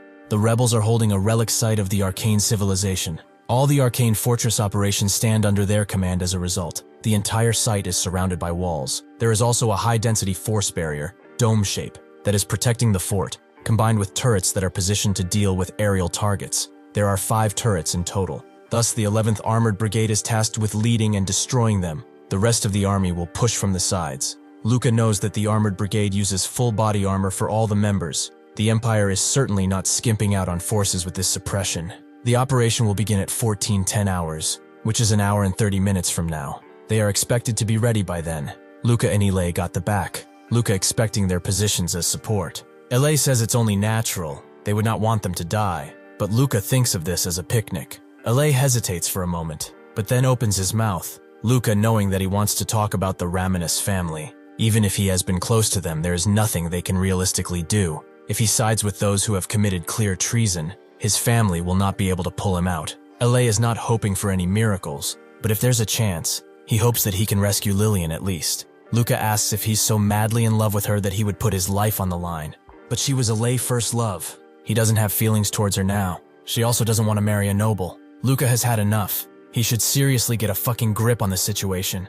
He has overlooked his antics up until now, but he's crossing a clear line now. Even attempting to save her is too dangerous. He'll be executed on the spot with no trial. He shouldn't do anything stupid. This is his last warning. Ile agrees and walks away, his face more determined than ever. Luca, because of Archie's victima, knows that this is a lie, that a fool will run in and save her at any cost. It doesn't matter whether Ile accepts it or not. For everyone's sake, Lillian must die. For Ile, though, he hopes that amidst the chaos, he will meet her dead. Then, he wouldn't have to lose a friend. Before the assault, Luca thinks of the most important parts of the body, the head and chest. As long as those two stand, a soldier of the Empire can't die. As long as one can breathe and supply the brain enough, the Empire will revive them again and again with technology. Kodrak approaches him, and Luca tells him to talk. He is aware of his abilities. He checks his superiors thoroughly after all. Luca asks what that has to do with anything, but Kodrak only wants him to listen. When they are in combat, he should at least consider his words. As he has served the Empire for 10 years, even though he's not as capable as him, he is not worthless either. Luca tells him not to worry. If the suggestion is valid, he will listen to anyone. Kodrak thanks him, and soon, they arrive at their location. The armored brigade is the first one to get out, their steel-plated bodies glistening under the light. They are ready for war. This is the Myrmidon model. This is the first time Luca is seeing it in person. It will serve them well since they are tasked with taking down the turrets. At the same time, the brigade charges launch themselves in the air, coming down on the barrier like missiles. The turrets react to their presence, but the brigade is ready, as they all launch their countermeasures. The turrets fire, hitting some of them, but the experienced get out of the way, allowing them to unleash a flurry of strikes on the barrier. This leaves it in a fiery smoke, but they are not done yet. Like demons from hell, they charge in again, and even if some strikes are impossible to dodge, they block them with their mighty spears. Since they got so close, the brigade smashes through the barrier like through cheese. Luca is surprised that they are so fast, but this is just the beginning. If they fail, the disadvantage on their side will be huge. According to the calculations, the estimated time until the turrets are eliminated is 1 minute after entry. If they fail to kill those turrets, the suppression forces them will need to march in and attempt it. 1 minute passes. Nobody makes a sound as they wait for the result with bated breath. Fortunately, the turrets are neutralized, meaning they are free to proceed. The battlefield is a cruel and dangerous place, but it's also where some men find joy in the adrenaline it gives. Luca likes it too. He's human after all, who derives accomplishment and joy from such a wicked thing. If one doesn't, they would go insane. Enough thinking though, it's time for him to show his capabilities. The plan consists of the infantry entering from every direction at once. Their superior intends to leave no room for the rebels to flee. The tunnels below are like a maze. Even the explored areas stretch to 100 meters deep. They do have a map of the tunnels from previous expeditions, but they are likely inaccurate. The rebels have surely messed with them. The infantry pushes in with Luca at the front. He notices that the entrances are narrowed, likely to not let the Myrmidons in. Upon getting inside, they find nothing, so Luca wants to lead from now too. But Kodrak advises that this is a dangerous move. They surely set up a trap or something. Luca asks if he's afraid of dealing with the consequences if he dies, which Kodrak confirms, but Luca doesn't care. He couldn't care less about what happens after he dies, so him having his pay halved is of no concern. He will lead the way. They should follow if they can keep up. At that moment, Luca felt a chill from them, as if these men behind him were ready to gun him down. But he can't worry about that. He must reach Lillian and eliminate her before LA can get here. He must also be in the tunnels now, probably having entered through a different point. If he is willing to expend his troops to advance, he will get through in no time. He could also sacrifice his men, but he must put personal emotions to the side. He can't just let loyal soldiers die. He will bear the risks on himself. Suddenly, a trap appears, Kodrak screaming for him, but Luca has already sensed it and cuts it down with ease. Using the Archie's method, all of his senses are pushed to the bring, his sight, hearing, and even taste. He feels traces in the air with his tongue, allowing him to gather information. He continues to move on at inhuman speeds, shocking the others. Luca's arteries are expanding as his heart beats louder. The rushing blood gives him a constant surge of glucose to the brain. This makes pressure that puts him to his limits. He gets annoyed.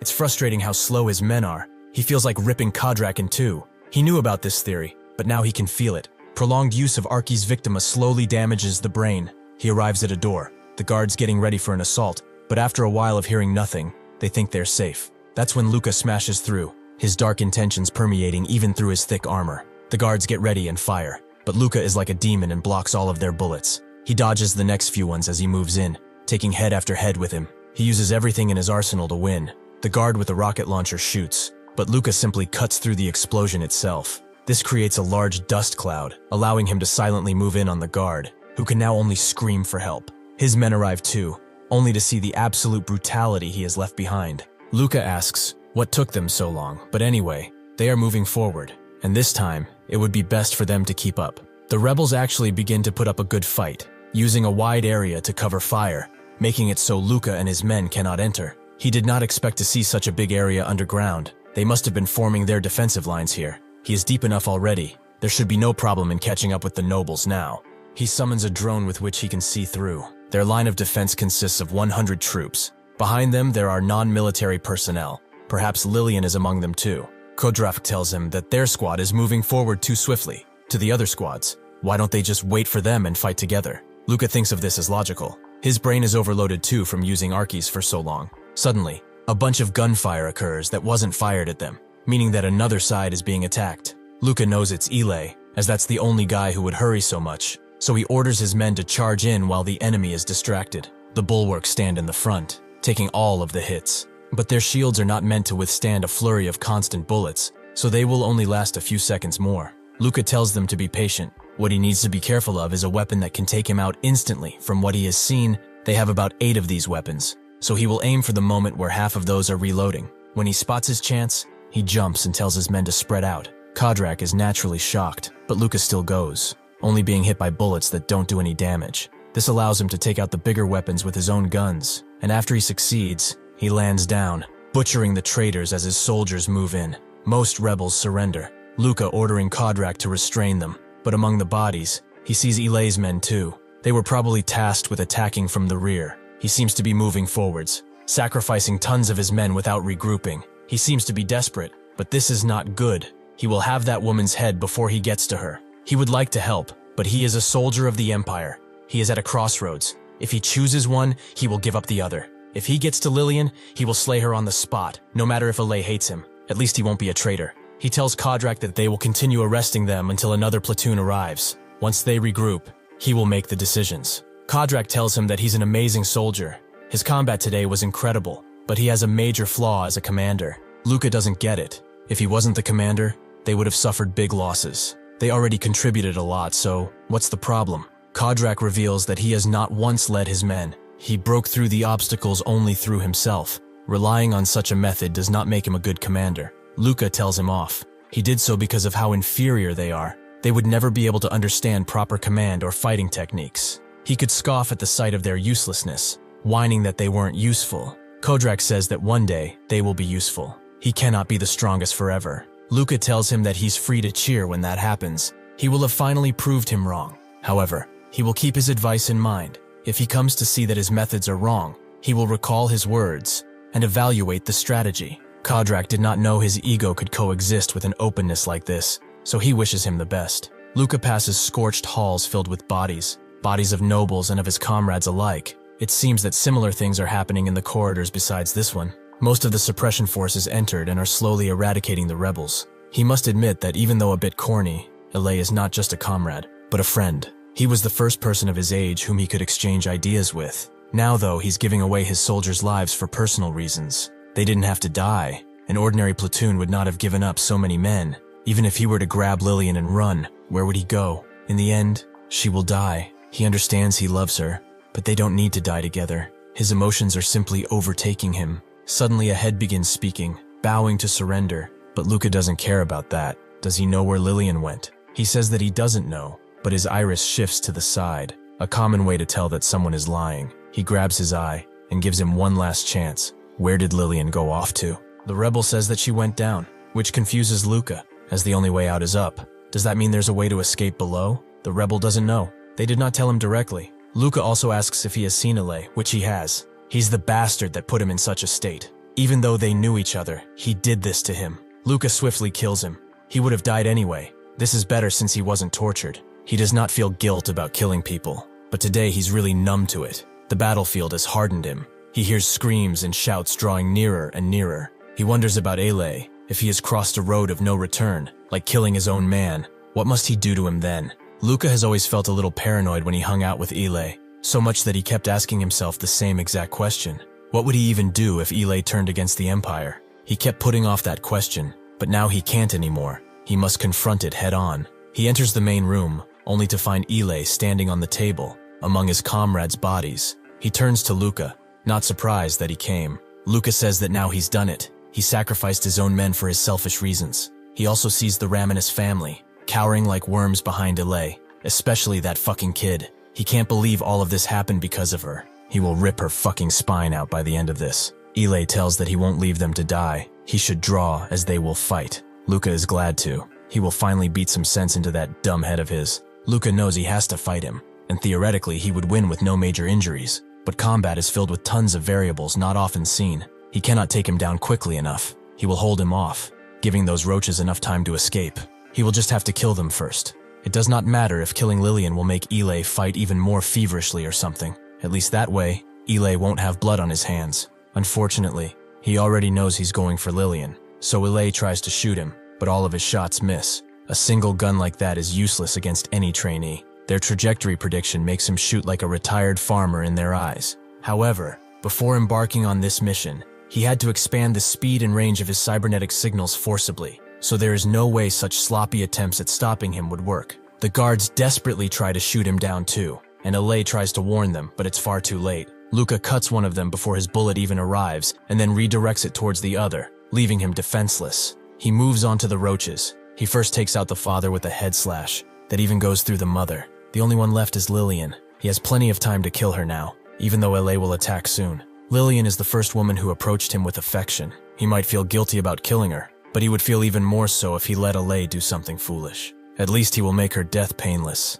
It's the least he can do after all. As he approaches, though, he sees a strange sight. Her laughing. He hesitates, allowing Ilay to dash in and pin Luca to the ground. Luca tells him about what he saw. Her entire family died, yet she's laughing. Ilay doesn't find it surprising. She has finally been freed from a family that only treated her as a tool for marriage. Luca has had enough and strikes him in the side, allowing him to get up. He should stop being so damn defensive. That woman is nothing but a traitor. Ilay says that he knows nothing. The families marked as traitors by the Empire have never actually rebelled. It's just an excuse to wipe them out. Can't he see how weak their defenses were? If they really wanted to strike at the Empire, they would have involved Korra or Balato instead of their own soldiers. Luca knows he's not wrong. Getting into the fortress was the most difficult thing here, but everything after that went pretty smoothly. Considering 3 noble families planned this treason, they had a small amount of forces. If they were really rebelling, there would be no reason not to get help from the other nations. But so what? Even if that is true,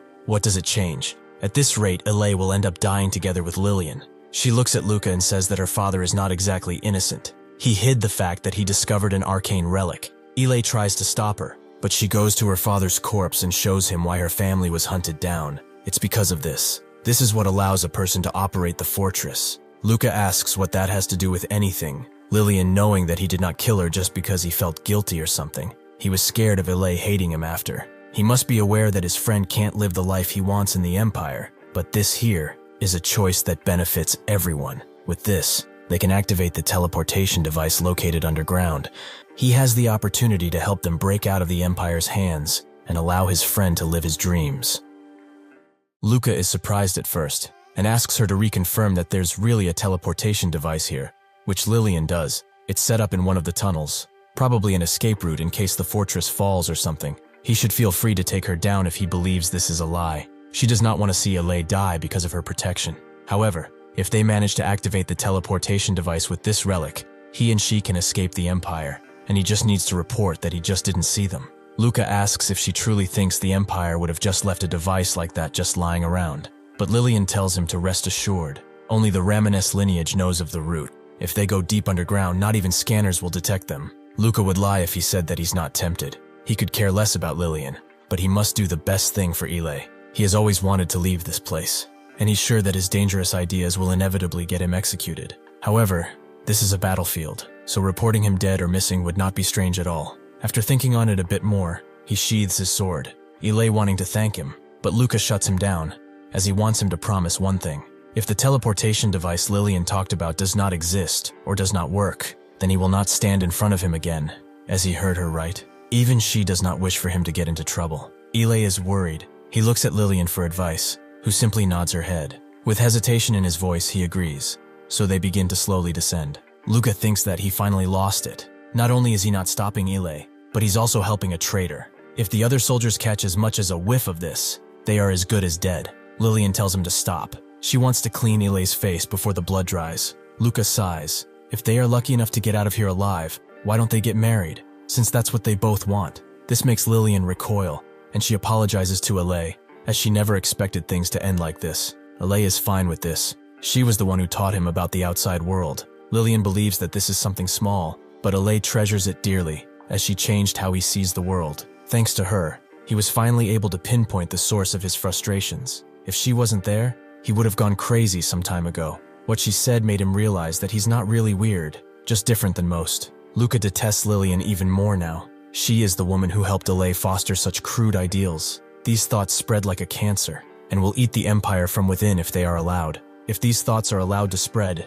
the empire will begin to crumble, and the other nations will surely take advantage of this. This is something that threatens his empire. If needed, he will kill anyone to protect it, even if he has to cut Ile down. He confirms to himself that he is not a dissident like these two.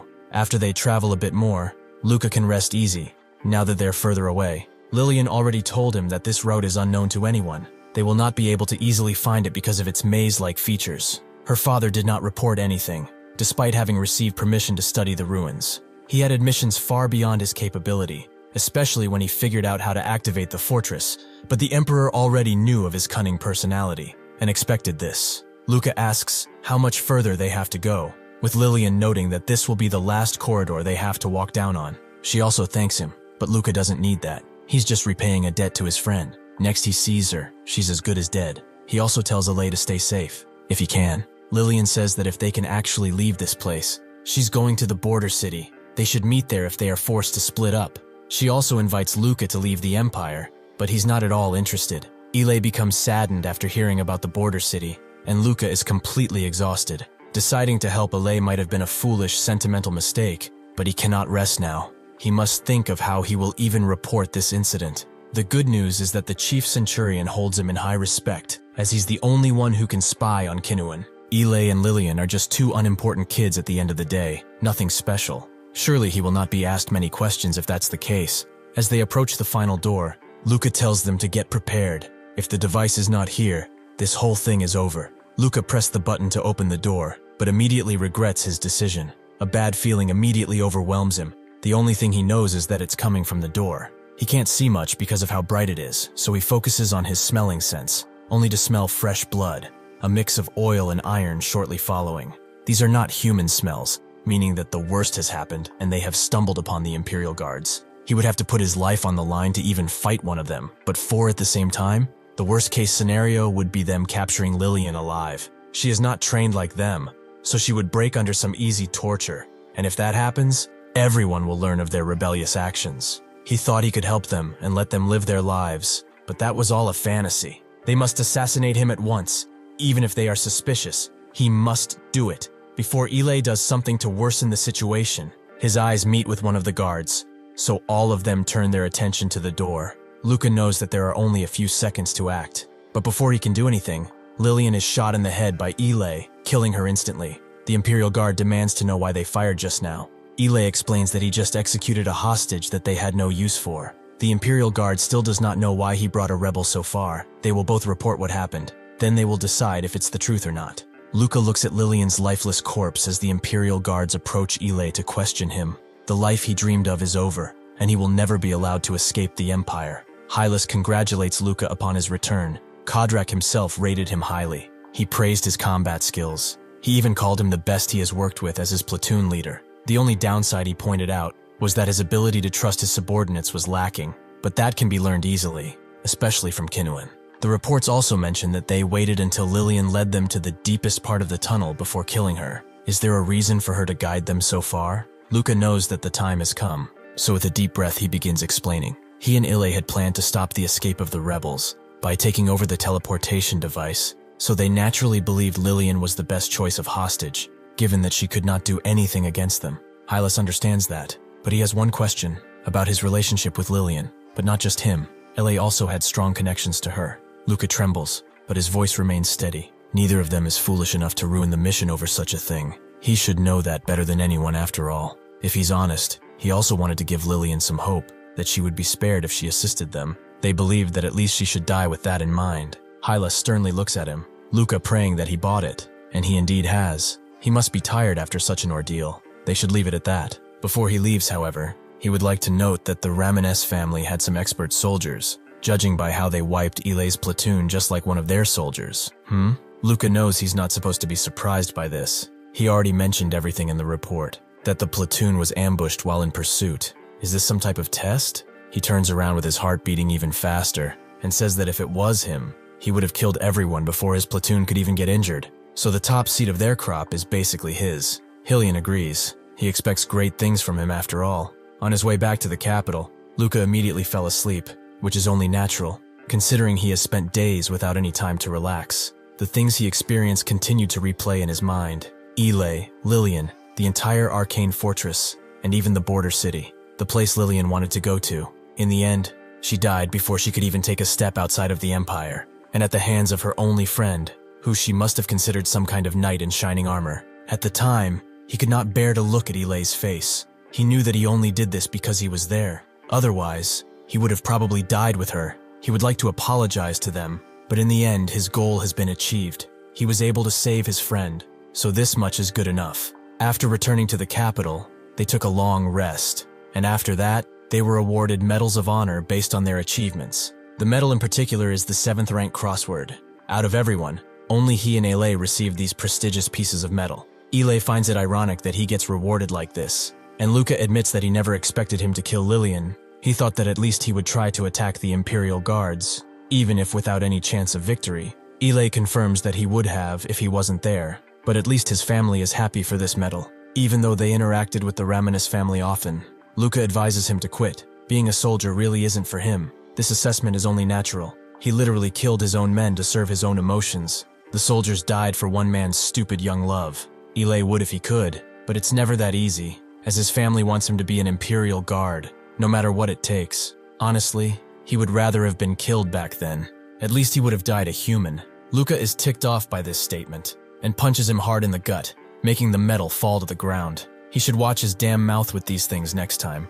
LA says that the punch hurts quite a bit. He might have damaged his organs. Luca doesn't care. He can get them replaced anyway. LA slumps to the ground. He has never been this disappointed in himself. If only he had given his all to become stronger, like he did. Luca tells him that nothing would have changed. He will never be able to take on 4 guards at once. Ilei is too defeated to even be angry anymore. Instead, he feels overwhelming sadness, as he wonders what he could have done better. Luca stays silent. Ilei is not like him, a murderer. He feels guilt from killing his men, and even though he sacrificed them, he still could not save his first love. The catalyst has been broken. Sooner or later, Ilei will die, either physically or mentally. Truly, this guy has been born in the wrong country, as he does not belong here. As they get down from the roof, Ilei tells Luca that he will take his leave and stay at home for a while. It's been 4 years since he left. He should be allowed at least 2 months. Luca is still confused about something. Why did Lillian laugh as she saw her family die? Ilei explains that she had a fiancé, an arranged one by her family, naturally. He was a man 30 years older than her. From the very moment Lillian was born, that man promised too much money. In exchange for one thing, he requested that they raise her to be a carbon copy of his dead wife, even sending pictures and records to ensure maximum similarity. Her face, preferences, even habits and name, none of that was her own.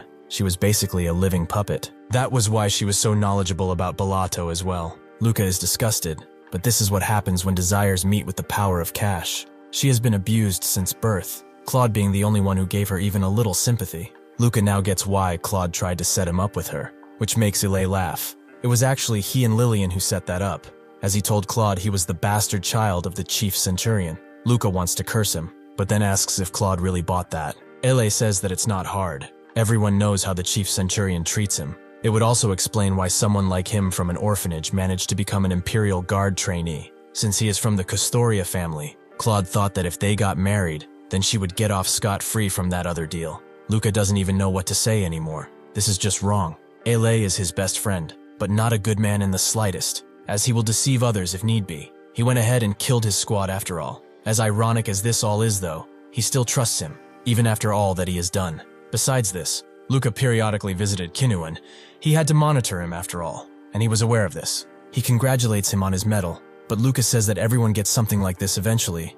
Compared to other achievements, this much is nothing. Even if he's forced to do this, Luca doesn't actually mind talking with him. He heard from the chief centurion that he knows how to manage his subordinates, which Kinuan feels is an overestimation, but since he's doing much worse, he can give him some advice. He asks if the men were not listening to his orders somehow, but Luca denies that they are all excellent soldiers, willing to rush into death, even at the orders of a commander they know nothing about. If that is the case, Kinuan suggests he was soft. Instead of utilizing them, he chose to bear the risks all by himself. Luca believes that in doing so, their capabilities remain ready for a more dangerous situation, but Kinuan refutes this. The more he fights personally, his brain will have to carry a heavier burden, clouding his decision-making, the most important skill in a commander. He expended a resource he should have conserved desperately, just because he wanted to protect his men. Luca asks if he really should have used them instead, but Kinuan isn't telling him to let them charge and die. He must make his men choose it willingly. He probably remembers Gilda and Gabriel from the lower floor. He saved one from a life of slavery and paid the other's medical expenses. These two would naturally be happy to help him. Luca believes so too, since he did something for them, but Kinuan says this is not enough. For them to be willing to even give their lives, he must spend time deepening the bond, and at the same time, distance himself emotionally. If he lets himself get too connected, he will hesitate to use them when needed. Luca notes this is something he would rather not do, which Kinuan finds cute, so he gives him a quote to go by. Be loved, but never love back. This is the secret to maintaining the advantage in every relationship. Luca asks what will happen if his mind can't handle sacrificing people, because of guilt or something. Kinuan tells him that the only thing to do is get used to it. If not, he will never be able to stand on top, like the others. Luca swiftly gets up, and says that he will try to sacrifice more men next time, which Kinuan is happy with. The very next day, Luca waits at a helipad, as he has received orders from Hylas to go to the academy. This naturally surprised him, but it would be only for 2 months, and will also be a good experience.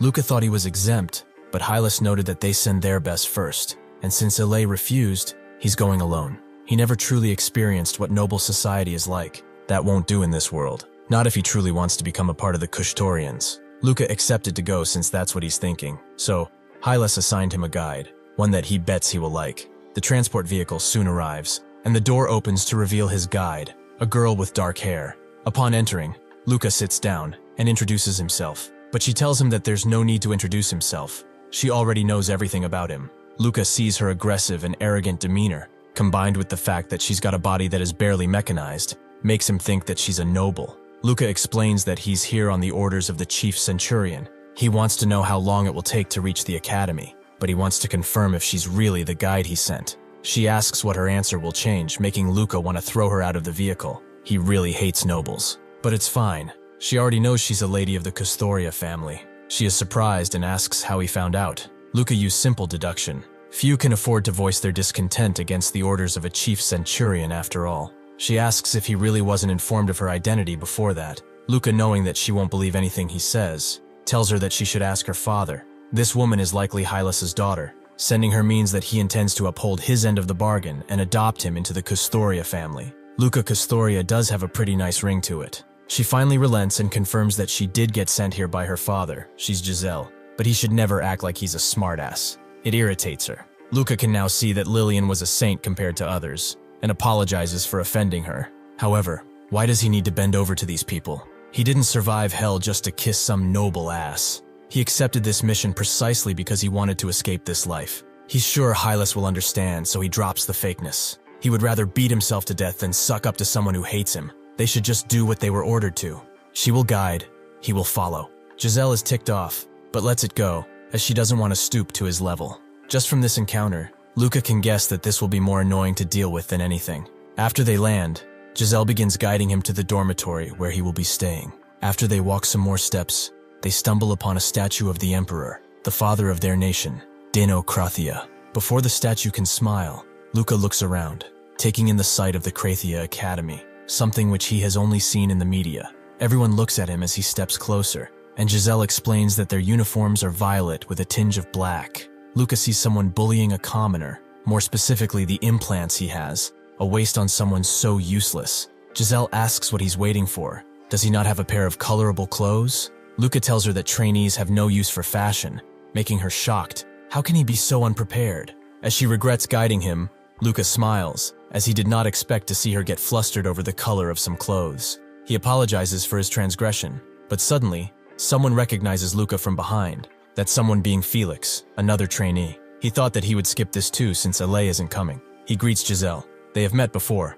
but he introduces himself once again and asks for a minute to talk with him. Giselle has had enough for the moment and lets him do as he pleases. Felix grabs him tightly. He did not expect to see him with the Lady of Custoria. The rumors about the chief centurion being dear to him were no joke. Luca tells him that she's extremely annoying for his daughter. She disrespected him from the beginning. He was just tempted to throw her out. Felix laughs and explains that the chief just wants him to experience noble society and all its ugly sides for the future. Perhaps he's also looking for a son-in-law for her. Get what he means? Luca doesn't believe that. His personality is not the best, and with how she acts, the marriage would likely break in a few days. Moreover, Hylas already made a deal with him, in turn for keeping Kinuan under watch. He will adopt him, so there's no need to get married, although he cannot fault Felix for thinking that. Felix also asks if he has modified his body on the lower parts too, which he has not, so he hands him some protection, as trainees visiting the academy are always super popular with girls.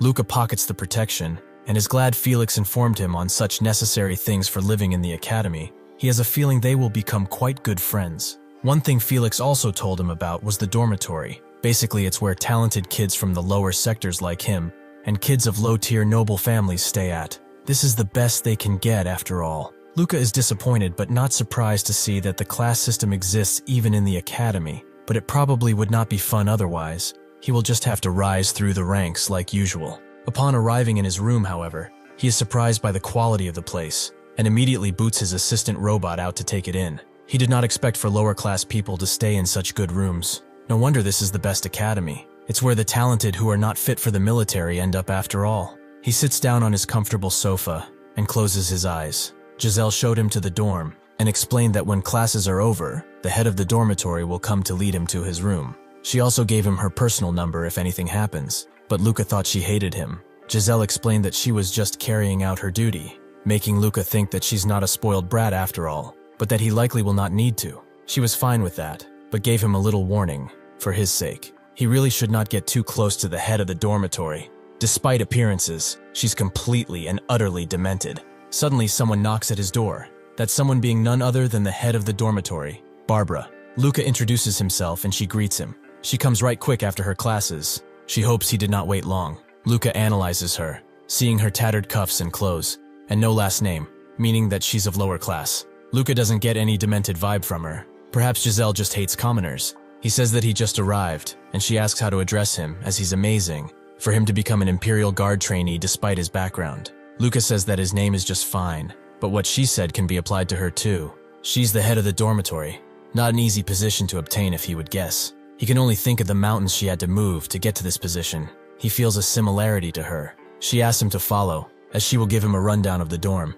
It's her duty as head of the dormitory after all. Luca, however, notices the water on her hair. She probably just showered, even if her classes just ended. She must be tight on time, or perhaps she's just using it efficiently. The next day, at the main building of the academy, Giselle meets up with Luca, who is now wearing proper clothing, so they should head to the classroom. He has to attend classes for a week after all. Luca hopes that he won't go insane from that, but suddenly as they walk, Barbara calls over Giselle, as it's been a while since they last talked. She tells her to get lost, but Barbara just wanted to say hi. Giselle approaches her, greets her with a stern face, and tells her that there's nothing more to say. They should move. They don't want to be late for their first class after all. Luca looks back at the saddened Barbara, her body posture closed, just like the other losers of the lower sectors. Did she really make it to the dorm head position with such an attitude? He really doesn't like it. As they walk, he notes that she must know Barbara well, but Giselle doesn't. They just entered the academy around the same time. Luca asks why she hates her, but she ignores him as she continues to walk. Giselle called Barbara a demented individual, yet Barbara continues to cling to her. It's interesting, but at the same time, none of his business. What's important is that if he makes it through 2 months of this, he will be a noble. Gossip like that shouldn't worry him. That's what he thought at first, but he has to take these boring classes for a week anyway. So probing their relationship became one of his pastimes. There isn't much else to entertain him here. Even Felix did not want to fight him because he would lose, so he's going to get rusty at this point. He wants to fight. The image of him with his blade in hand and an enemy in front, it exhilarates him. Perhaps it's the chemicals he was injected with, but he wants to wage war. no matter the opponent. Suddenly, the opportunity arises. A noble screams at him and asks what his relationship with Giselle is. He's been clinging to her all week. Luca doesn't feel tempted to answer his question. Does he like her or something? Luca is surprised anyone likes her. He really can do better than that hag. The noble becomes enraged and tries to hit him, but Luca immediately grabs his hand and twists it. He doesn't feel any joy from feeling such a weak opponent, so he lets him go. The noble asks if he's really not in a relationship with her, which he confirms, but he also has something to ask. The noble doesn't feel the need to answer, making Luca want to tear him a new one, but lets it go and promises to tell Giselle about him. He just wants to know why she hates Barbara. He explains that this was not the case from the beginning. It's because she was cursed by her. He's talking about Barbara here. Anyone close to her is always involved in an incident where the androids go AWOL. The very same androids, which are famous for not having any sort of issues, suddenly go berserk. That's why they named it Barbara's Curse. Luca knows about the robots. They are unlikely to malfunction. But what does that have to do with Barbara? The noble tells him that she's creepy. What kind of person looks for new friends when she's aware that people around her will be in danger?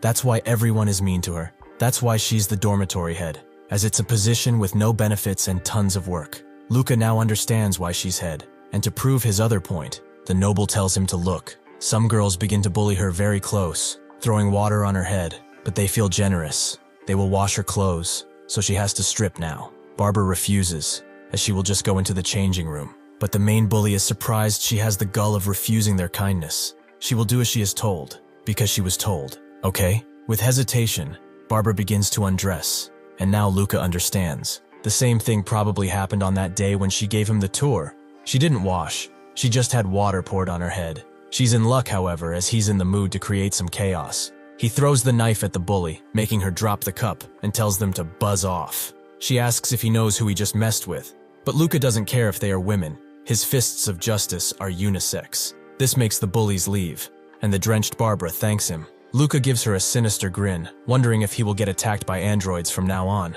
The noble swiftly pulls him away and tells him that the woman he just annoyed was Kalesa Kano. He really messed with the wrong person. Luca did not know why he pulled him away like this, but he already knew who she was. It's a powerless family that can cause no trouble. The noble explains that this is just a facade. The Kano family runs a gang in the lower sectors and makes money through illegal trade. They might be hunting him down as they speak. Luca hopes that's the case, since he's too bored in this place. But the noble only advises he be careful. They are known for seeking payback for attacking their lady. They also went after Barbara for that reason, since Kalesa's boyfriend got cursed by her. Luca understands, and suddenly, Giselle appears, seeming quite annoyed. Luca tells the noble to say hi since he likes her so much, but he refuses, as he's happy just admiring her from far away, but he should not forget to put in a good word for him. With that, he bolts away, Luca introducing him as Enrico Laken, a kind and gentle soul. Giselle doesn't think so. She's actually pretty disgusted with him, as she feels he's always nearby. Luca apologizes to Enrico in his head, but at this point, shooting his shot would not only miss, but land in a whole nother court. Later, at the office of Professor Gid Alburn, he asks Luca if he really threw a knife at a student. Even with only a pocket knife, he can easily stir this pot of nobles. He understands that this place is boring, but he asks him to take it calmly. This is the dean of the Imperial Guard cadets. Luca understands. He knew that he would get an easy warning, since this guy is also a former Imperial Guard. Gid tells him that he's basically a wolf in sheep's clothing here, since none of the kids here train. Luca says it doesn't matter. They shouldn't act like he's not able to bite. Gid now understands why Hylas likes him so much, but in the end, it's the academy graduates who become bureaucrats of the elite level and have soldiers like them at their every beck and call. He might see them as some sheep, which they are now, but among them are also monsters who can barely wear that human facade. Compared to wolves like them, they are monsters. Luca grabs his knife back and says that he will keep it in mind.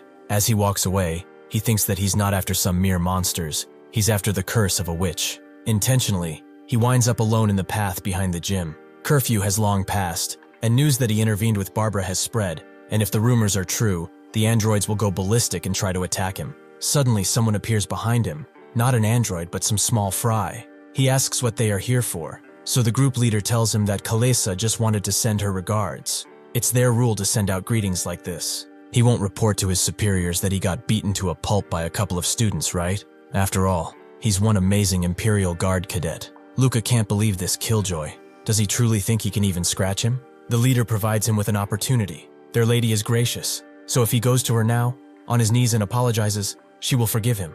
Luca is also gracious. If they walk away now, he will make sure that they will only get one broken limb each, because he will never lose to little kids who have never seen the battlefield. The leader knows this is an invitation, so using his overpowered fist and swift legs, he charges in. Luca recognizes these as high-powered prosthetics, really useless on someone like him, but whatever, he will swiftly deal with this. Suddenly, a red glow coming from the forest attracts everyone's attention. An android has appeared, asking if they need its help. The leader screams at one of his guys. Did he not say that there were no patrols around this time? The member says that it's still true. Androids do not come to this place. He doesn't know what this thing is doing here. The leader won't fight like this, but promises Luca a rematch to finish their greeting. Luca simply stares at the android as they leave. The android still asking if they need its help. The member kicks it away because of how annoying it is, but this triggers something in the android. It begins to convulse, and its red glow burns brighter. With extreme speed, it completely blasts the head of the member into goop, shocking the others. It doesn't stop there. The android swiftly rushes to its next target, but before he can hit him, Luca intervenes and sends it away. The other member screams that this is Barbara's curse. The witch does exist. She's really cursed. Luca tells him to not put any stock into that, because this is a simple machination. He analyzes the android. It's clearly using its maximum output, which will only last mere minutes. It probably realized it will need it in a fight with him. However, this makes it clear that this is no simple malfunction. This is the work of a human. But that's fine with him, as he really wanted a true warm-up. The android rushes him with a powerful strike, a clean chop despite it being so reckless, making him wonder if it's using a high-quality battle program or something. It even has metal claws to assist. A hit from those would definitely land even him in a hospital, but even this is hardly a fight. He wants more, something that sets his dopamine aflame. He kicks the droid once again, so it resorts to jumping on him from afar. Luca wants it to pass his expectations. He throws his knife in the air, making the android look behind for a second, and that's all Luca needs to get behind it, although this is quite a disappointing performance. As he rips off the droid's hands, he asks how it will rise above when it gets distracted by every little thing. The droid begs for help in its own way, and Luca is still not sated, so he invites the leader to spar. Now the problem is gone, right? He immediately bolts away, something which Luca did expect, and suddenly, a bunch of security cars pop up, staring straight at him. Luca sits on a park bench after the incident. The security forces requested him to cooperate in their investigation. The main investigator, Gillian Campbell, knows the culprit is still in the academy, so they have no choice but to investigate all the nobles, even if they hate that. Luca asks if there's any chance of the culprit being from the lower sectors, which Gillian refuted. It would be impossible to get through the firewall and enter the academy's encrypted network. Luca didn't understand why he had to assist them, when he's just an ordinary student. So Gillian explained that it's because he can use Archie's Victima, which requires exceptional insight. He met this requirement. Hell, he's the only one who did, so he will have the role of investigator. Gillian saw the look of confusion on his face, so he told him that users of that technique are so important, they are recorded on an entirely different list, so they pay close attention to people like him. Luca asked why, so Gillian advised him to ask his mentor for that answer, as he would be happy to tell him. Suddenly, Giselle appears, asking what's going on. Does he realize what happened to her because he accepted those orders? He warned him not to approach Barbara, yet he still did it. Luca would not just stand back and watch a group of snobby nobles pick on someone, making Giselle ask if he's thinking of fighting again. Luca will have no choice but to defend himself if it comes to that, so Giselle begins to think about it carefully. She explains that she will meet with Kalisa and ask for a settlement. She will come to a compromise if she talks with her. Luca doesn't get why she's trying to mediate the situation so much, but soon realizes what she's saying. Kalisa would compromise, not because she wants to, but because she said so. Luca agrees. He will join her too, as he would rather not grab the attention of the chief. Besides that, there's also something he would like to check. Upon meeting, Kalisa explains that Barbara hit on her boyfriend first, but Luca doesn't believe she would let that happen. Is she sure she didn't send her boyfriend on purpose or something? Kalisa's eyes widen at this idea, but Luca goes further. He taps on the chessboard, showing what happened to him. Her boyfriend could not disagree when she threatened to send people like this to him. Didn't she also need an excuse to mess with Barbara? This makes Kalisa furious. She smashes the chessboard and tells him to shut up. She never did anything wrong. Giselle tells her to calm down, but upon refusing, Giselle tells her again with a much rougher tone, something she cannot ignore. Giselle also sends Luca away as she wants to talk with Kalisa alone, and he agrees to leave. It's as he expected. Giselle clearly has the upper hand over Kalisa. However, this still begs the question, why didn't Giselle stop her? He's only been here for 2 months, but to him, it would have been much easier to do just that. Soon enough, Giselle walks out, mad that he brought even more on her head, as he said he would not cause trouble. Luca was just merely testing his theory that the androids are not controlled by anyone else but the nobles. Kalisa also just happened to be one of the people who hated Barbara. Giselle tells him to stop acting like an investigator. The real ones will crack down this case eventually. Luca is sure they will have the most wonderful time getting info from the nobles, which Giselle feels is a mockery, but it's only the truth. He guesses that this is similar to how she can just stop Kalisa from speaking at her word. Giselle explains that family name carries a lot of noble society. Kalisa is merely respecting her position, that is all. Luca then asks if that's why she ordered her to bully Barbara, as it has become quite obvious. Someone who hated Barbara just happened to have the perfect chess piece to play, and they just used them eagerly. Giselle swiftly grabs his shirt and tells him to stop talking. Did the mechanical enhancements mess up his brain? She suddenly lets go, apologizing for doing this. But it would be better for everyone if he does not cause another issue. Based on circumstance alone, Luca has surmised that Giselle is the most suspicious. But then, why is she shaking so much? It appears that his Archie's victima is only causing confusion at this point. As Luca thinks on this, Barbara shows up and tells him to accept what she made. Luca asks what this is for, and so she tells him it's a gift, a thank you for saving. And while he stays at the academy, she can also cook for him. Luca passes on that. He doesn't want to cause a misunderstanding, but Barbara is fine with that. This makes Luca wonder if she really likes him, but still, something's off. He asks her why she's trying to contact him when she knows that the androids will keep targeting her. Does she want him to get caught in danger too? Barbara refutes this. She just doesn't know what else to do at this point. Luca can see she's still hiding her emotions, so he tells her the reason Kalisa is bothering her, because of Giselle, and she won't stop until they get what they want. Barbara explains that she already knew that, but this makes Luca ask why Giselle hates her, making Barbara switch personality instantly, and ask why she has to tell him that. Luca wanted to see how she would respond to this provocation, as she was feeling off for some time. When she turned to him, Gid's words suddenly erupted in his mind, that monsters hide around here, and one of those monsters has been revealed to be Barbara. Later that day, Luca calls Gid, who met with Kalisa's boyfriend, well, ex-boyfriend to be precise. As he presumed, Kalisa intentionally set him and Barbara up, and because of his family reputation and rather unpleasant personality, he had no way to refuse. He's got to say though, he made the right decision letting him investigate. Luca understands now. Kalisa did that to get an excuse, but if he points out a suspect, will he be able to investigate with his authority? Gid confirms as such, but he only gets a few tries. It would be risky if they got the wrong person after all. Luca did not expect him to be so righteous, but Gid tells him it's because this is the 6th case with the androids, and there was even a death now. He just wants to chain up these bastards, who think that they can get away with fooling them. Luca asks if he has gotten anything on Barbara, but Gid doesn't get why he's so suspicious of her. She's from the lower sectors, and just a student, it would be impossible for her to get through the academy firewall and access the intranet. Luca asks if that's not the case with the nobles too, but that's actually different. Nobles can interfere during the manufacturing and distribution of androids. There have been a lot of cases where androids were bought out by money and power, most times both. Additionally, he doesn't know how this info will help, but Barbara is actually sponsored by the Custoria family. Luca closes the call after this. He's glad that he has this info, but it completely destroys the idea he had in mind. If he could just torture Barbara for the information, things would not be so hard, but he needs to do all this tiring work. Guess he just has to talk with Giselle soon enough. The next day he goes to the workshop, where he is quite surprised to see nobles actually working. They are still competitive. They are probably trying to prove their worth to their own families. Ile told him that the useless nobles are treated like lower-class citizens, but he sees none here. Luca's gaze turns to Giselle, who is working pretty hard.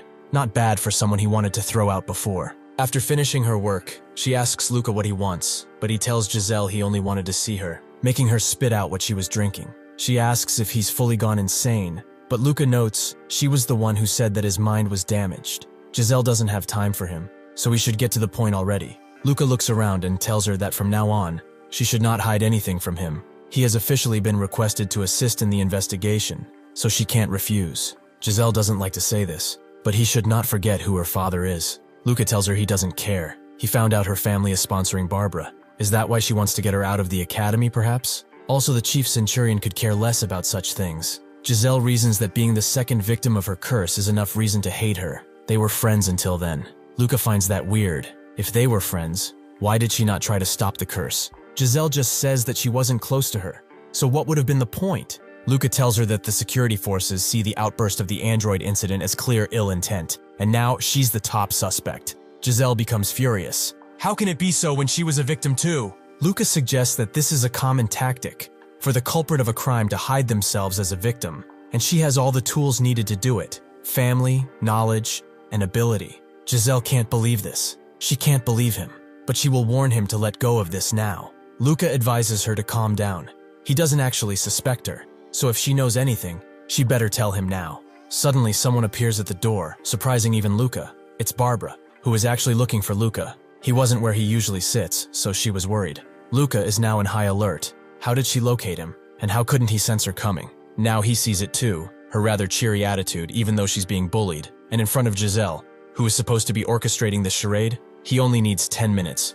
He will break her bones and fingers. He will get all the information he would ever need. His bloodlust intensifies. His want to strike her becomes a main priority, but he tells her to drop the damn smile, as she's creepy. Barbara begins crying, as she likes him. He's her hero. They should just talk about this, as it's a misunderstanding. Luca grabs a metal chair and throws it at her with all of his might, making even Giselle spooked. Up until now, he was just looking for ways to kill boredom, but in more, she took him for a fucking fool. Barbara continues to shake, but her true personality swiftly surfaces. She really doesn't know what he's talking about. Her expression makes Giselle freeze completely, and Barbara walks past her, leaving the food there in case they want to enjoy it later. With that, she walks away, but not before grabbing Giselle, as it's truly nice to see her. She leaves Giselle quivering as she walks away. Luca finally knows the real culprit, the relationship with the innocent. It was all her. He calls Giselle, but she doesn't want anything to do with him anymore. She begs him to spend his time here quietly and go back once he's done. After this incident, Giselle continues to avoid Luca. He actually reported everything to the chief centurion, believing that he has grown outside his level of authority. However, he actually left it to him. He believed that whatever judgment he came up with was correct. Luca doesn't get it. The Imperial Guard would instantly solve this case with a few slashes or bullets. Why does he have to do this, especially when his daughter is involved? Well, his duty as an Imperial Guard trainee is to follow the directions of the higher-ups, no matter what. They are painting a picture much bigger than him, but this is still a pain. It's pretty clear now that Barbara is the culprit. However, someone from the lower sectors cannot mess with the androids. So how did Barbara do it? He thinks on everything, including her interactions, and eventually forms an idea. If this is correct, it will be a pain to deal with. But he has to get in contact with Giselle first, which seems impossible now. Suddenly Enrico appears, asking if Giselle said something nice about him. Luca has just found out how to contact her. He makes Enrico confess to Giselle, who is just too blunt with him. She's not interested in the slightest. In fact, he makes her comfortable since he follows her around. With his dreams shattered, Enrico runs away so fast not even mechanized legs could give him that speed. Luca decides to reveal himself. Giselle already expecting for this to be the case, but she has had enough, so she will tell her father about it. Luca tells her that it won't work. He has already reported her involvement. Giselle becomes frightened, and immediately asks how much he revealed, but Luca has no reason to tell her. Giselle can't believe it. Her family standing, her entire reputation, everything she has worked for, gone in mere minutes. She grabs Luca again. This is all his damn fault. If he never came, this wouldn't have happened. Luca tells her that it's not too late. If she spills everything, he can help her. Even if a trainee, he is still going to join her family. Giselle asks what he means, but Luca tells her to think. Is it not strange how someone of her status is acting as his guide? It's embarrassing to say, but he's a genius that only appears once in a blue moon. He even has a Medal of Honor. The chief centurion also thinks favorably of him, so his influence would help her family guide a bit. No matter what problems from now on, he will support her. He has a higher chance of being adopted if this case is solved well, so they should help each other, as they are both to benefit from this. Giselle's mind fails to gather. Her body gives out, forcing Luca to grab her. With a reluctant tone, she explains that she controlled the androids. She created Barbara's curse. They both sit down, and Giselle goes further. Barbara was her best friend, not just someone she knew, but someone she could trust. 3 years ago, she was curious about who their family was sponsoring. That was when she met Barbara, and she seemed quite nice at the time. The start of the downward spiral was the jealousy. A boy approached Barbara. She was popular due to her personality, but she hated this. She did not want to lose her friend to a guy, so she wanted to mess with him. That's why she made a robot disguised as an android. Luca knows the rest of the story. Giselle placed a recording in the robot, ordering the boy to get away from Barbara, and made it chase him at night. Unfortunately, this rather petty prank turned into dire consequences as the boy tripped and injured his head severely. This forced him to quit the academy, and she threw the robot out. But as someone got hurt, everyone involved was investigated. She explains that Barbara found out this was her doing, as she would often assemble robots in front of her. That's when she gave her an option. If she became a victim, she would not be suspected. That's why she made herself a victim, like he suggested. She just placed a chip Barbara gave her in the android, and it immediately began to chase her, giving her the title of second victim. After that, Barbara started acting weird. She made strange demands and told her to socially isolate her, and that victims were regularly needed. Luca can see how she was trapped. Barbara tricked her into escalating something that could have been resolved with just a few words, so that Giselle could be her loyal puppet. Suddenly, tons of messages appear in front of Giselle. Barbara has found out that she told their secret to a guy. She really is a traitor. Luca notices this, but how did she hack into such a high security device? His instincts kick off. There's definitely something weird going on, and sure enough, an android is looking at them, its muzzle aimed at Giselle. Before she gets shot, Luca gets in the way and takes the brunt of it, putting Giselle behind cover. He rips off his jacket and makes a tourniquet, which will only temporarily stop the bleeding. That gunshot was from an attack drone.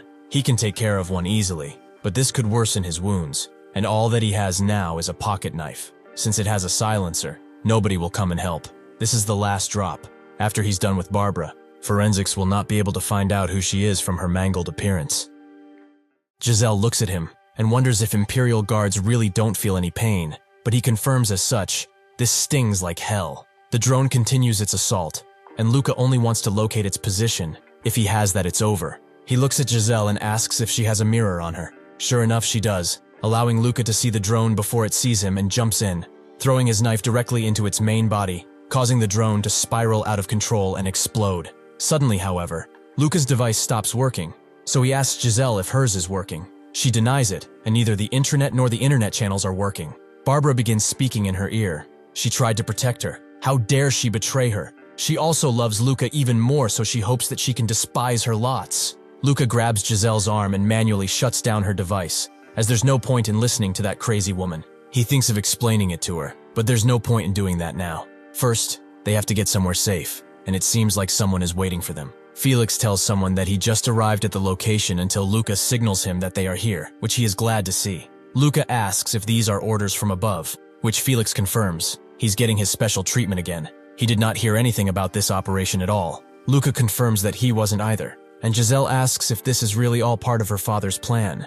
Felix confirms as such. They received orders from the chief centurion himself. Giselle breaks down, as her father would never treat her as a pawn he can dispose of. Luca knew she would not accept it easily. The chief centurion's daughter is still a civilian, but honestly anyone would feel like this if their own blood considered them expendable. He can sympathize with her, even if she's a noble. Felix sees Luca's injury and asks if it's anything serious, which Luca confirms. He might be found dead if they wait until morning. Felix knows this means he's pretty much fine, and throws him a gun, guessing that he won't be as fast as his uninjured self. Felix tries to tell the person he was talking with before that Luca and Giselle have arrived, but suddenly, his arm is taken out in one shot, forcing them to take shelter behind some pillars. Even if the gunshot was nearby, Luca still could not sense it. This would be a drone that even the Imperial Guard trainees cannot sense. Barbara certainly does not have enough experience to make something like this, but still. Suddenly, the drone begins speaking in another voice, signaling that it's not Barbara, and they seem to want to talk too.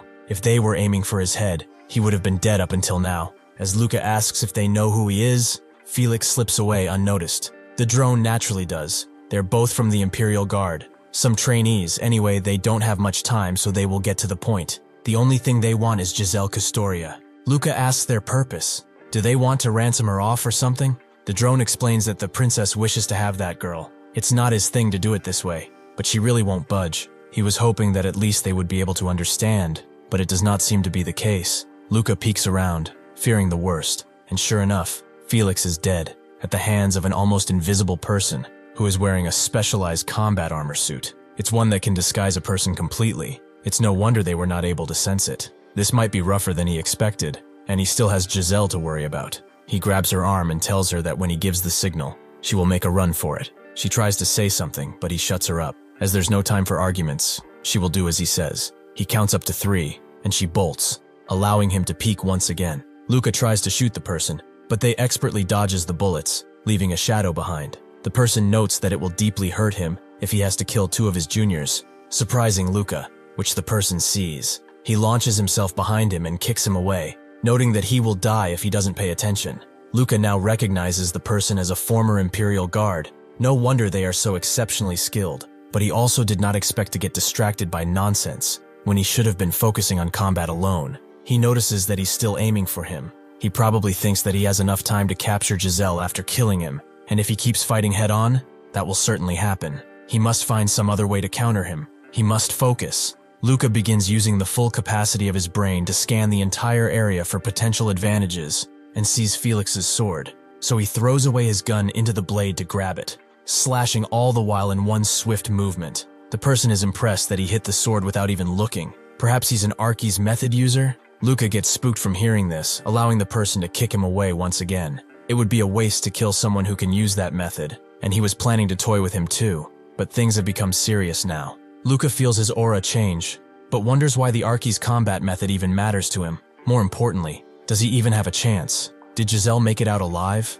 All these questions do not allow him to concentrate. He also can't believe a former Imperial Guard is giving him so much trouble. The person tells him to step away. He shouldn't waste his life on compulsion. Luca breathes out. He can feel him staring down at him, but this will allow him enough time to think. His injuries, identity, and this thing about Archies, none of that matters at all now. What matters is this seething hatred surging from within. The person gets out of his slash and can see how hard he has trained for someone his age.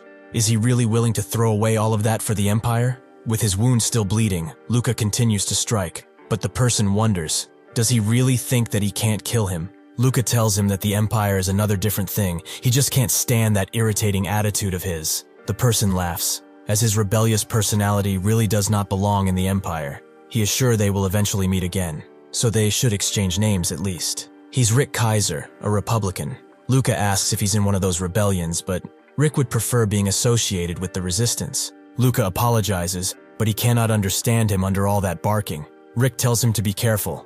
His bark is just as ferocious as his bite. He begins jumping in place a few times before charging forth with a powerful punch that destroys Luca's arm, so he grabs it and rips it from him even further before holding him up.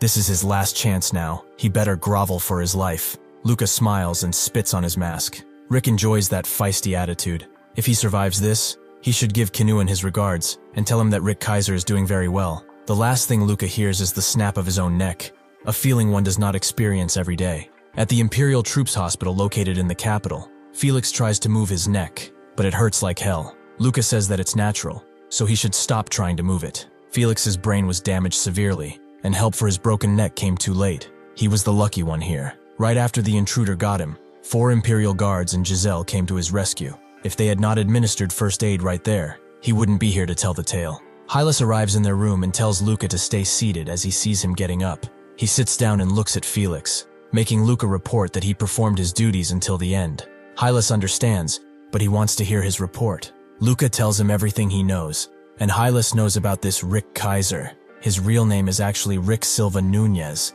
one of the first-rate wanted criminals in their logs. Luca has never heard of him, but that's to be expected, as not all wanted criminals are made public, especially those tied to matters that could bring shame to their empire. Luca is surprised, ashamed of the empire that claims to be without fault. Was it not the act of a single person then? Hylas feels it's only right to tell him the truth behind this operation. Operation Juliet, as it is called, was set in motion 5 years ago. The goal was to infiltrate an anti-empire organization, Nemesis. Luca asks why they don't just eradicate them.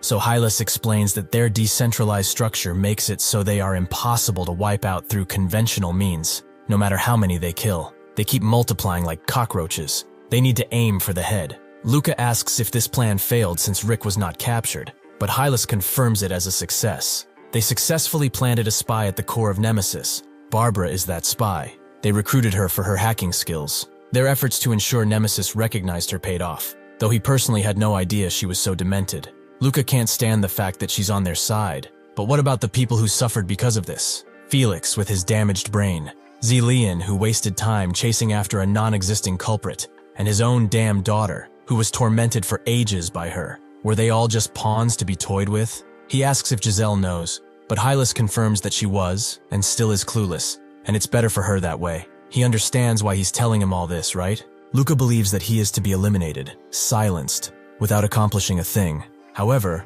Hylas gives him something to sign, an adoption declaration, and welcomes him into the Custoria family. As Luca's support is being taken off, he remembers what Hylas said, that the paperwork will take some time to process, as their family has a few stubborn elders who don't like change. The medical robot tells him that he will be feeling some pain and discomfort for a while, and Luca gets dressed. Felix asks if he's leaving, and Luca says he has to do something, so Felix wishes him luck. Luca can't bear to look at him, so he closes the door without saying goodbye. As he walks through the education hall, Luca thinks about Barbara, a spy prepared by the Empire to infiltrate Nemesis. She still leaves his heart skipping a beat after all this time. Her actions are not just acting either. She is undoubtedly a twisted individual. Perhaps she was designed like this by the Empire too. He stops in his tracks and wonders if this is all really a coincidence. The fact that he made it out of an orphanage in the lower sector, that he met Kinuan and learned Arki's combat method, and even his actions at the academy. He used to believe that this was all his free will, his own conscience. But could it be that he has yet to overcome his background with hard work? His mind begins to waver, but he soon steels himself. As this is just an illusion based on nothing, the chief centurion might just be testing him. He cannot lose that opportunity, which will change his life. He opens the door to Kinuan's office, who asks if he enjoyed his youth at the academy. With Luca confirming as such, it was so fun he almost didn't make it back here. Kinuan was saddened when he heard about Felix. He was an amazing trainee. Luca wonders if he truly thinks so as he sips his tea, and also tells him what Rick told him to say. Kinuan is glad to find that he's doing well, although he did not expect him to wind up as an enemy of all things. Luca notes that he seems close to him, so Kinuan explains they were both in the same crop of recruits. His reaction speed is out of this world. Good to see he managed to survive against him. Luca asks if they are not in contact anymore, but Kinuan tells him to not get the wrong idea. Even if retired, he's still on Empire payroll. He would not contact people outside of the Empire, and it seems like he didn't report this to the Chief Centurion either. If he believes his suspicions are fair, he should go and report it immediately. Luca tells him that would lead to his instant execution. He wanted to verify it himself before saying anything. Kinuan tells him to relax. If they would execute him for stuff like this, he would have been dead long ago. What's the real reason for him trying to butter him up? Luca smiles and asks just what this Arki's combat method is. Kinuan asks if he's that curious, and Luca confirms as such. The Empire keeps a list of all its users, and it's the only reason Rick didn't destroy him. Kinuan takes a sip of his tea and notes that he got here faster than he expected. He knows a little too much for a trainee. He understands what that means, right? Luca does, so Kinuan begins explaining. About 200-ish years ago, in the year 3508, the first rebellion in the history of the Empire took place. The person leading them was Noel Mwilzika, executive consultant. He was a great contributor to the Empire, having created the basis for trajectory manipulation, combat involving cybernetic implants, and other various combat theories. Noel was determined that an all-out attack on the Empire was futile, so he decided to use guerrilla warfare. That was how the Arki's combat method was born, and became known as such. Noel's rebel army resisted the Empire. They replaced their strategists with Arki's Victima users and kept fighting like this. Now Luca understands the downsides of the Arki's combat method are basically non-existent in guerrilla warfare. Their lives were at risk at any moment, so damaging neural functions was not a concern. And since they lacked uniforms for their troops, a more flexible combat methodology had to be used. Kinuan confirms as such, that even after many operations to wipe out the rebels, Noel and a few key members made their way out. They dispersed across the Empire, recruiting new soldiers to expand in order to hit more Empire key facilities. It did not matter even if they were caught. They could just chop off their tails and start anew. Luca can even picture it in his head. The rebels likely did not have a problem disguising themselves as civilians, and as their implants were designed for non-combat,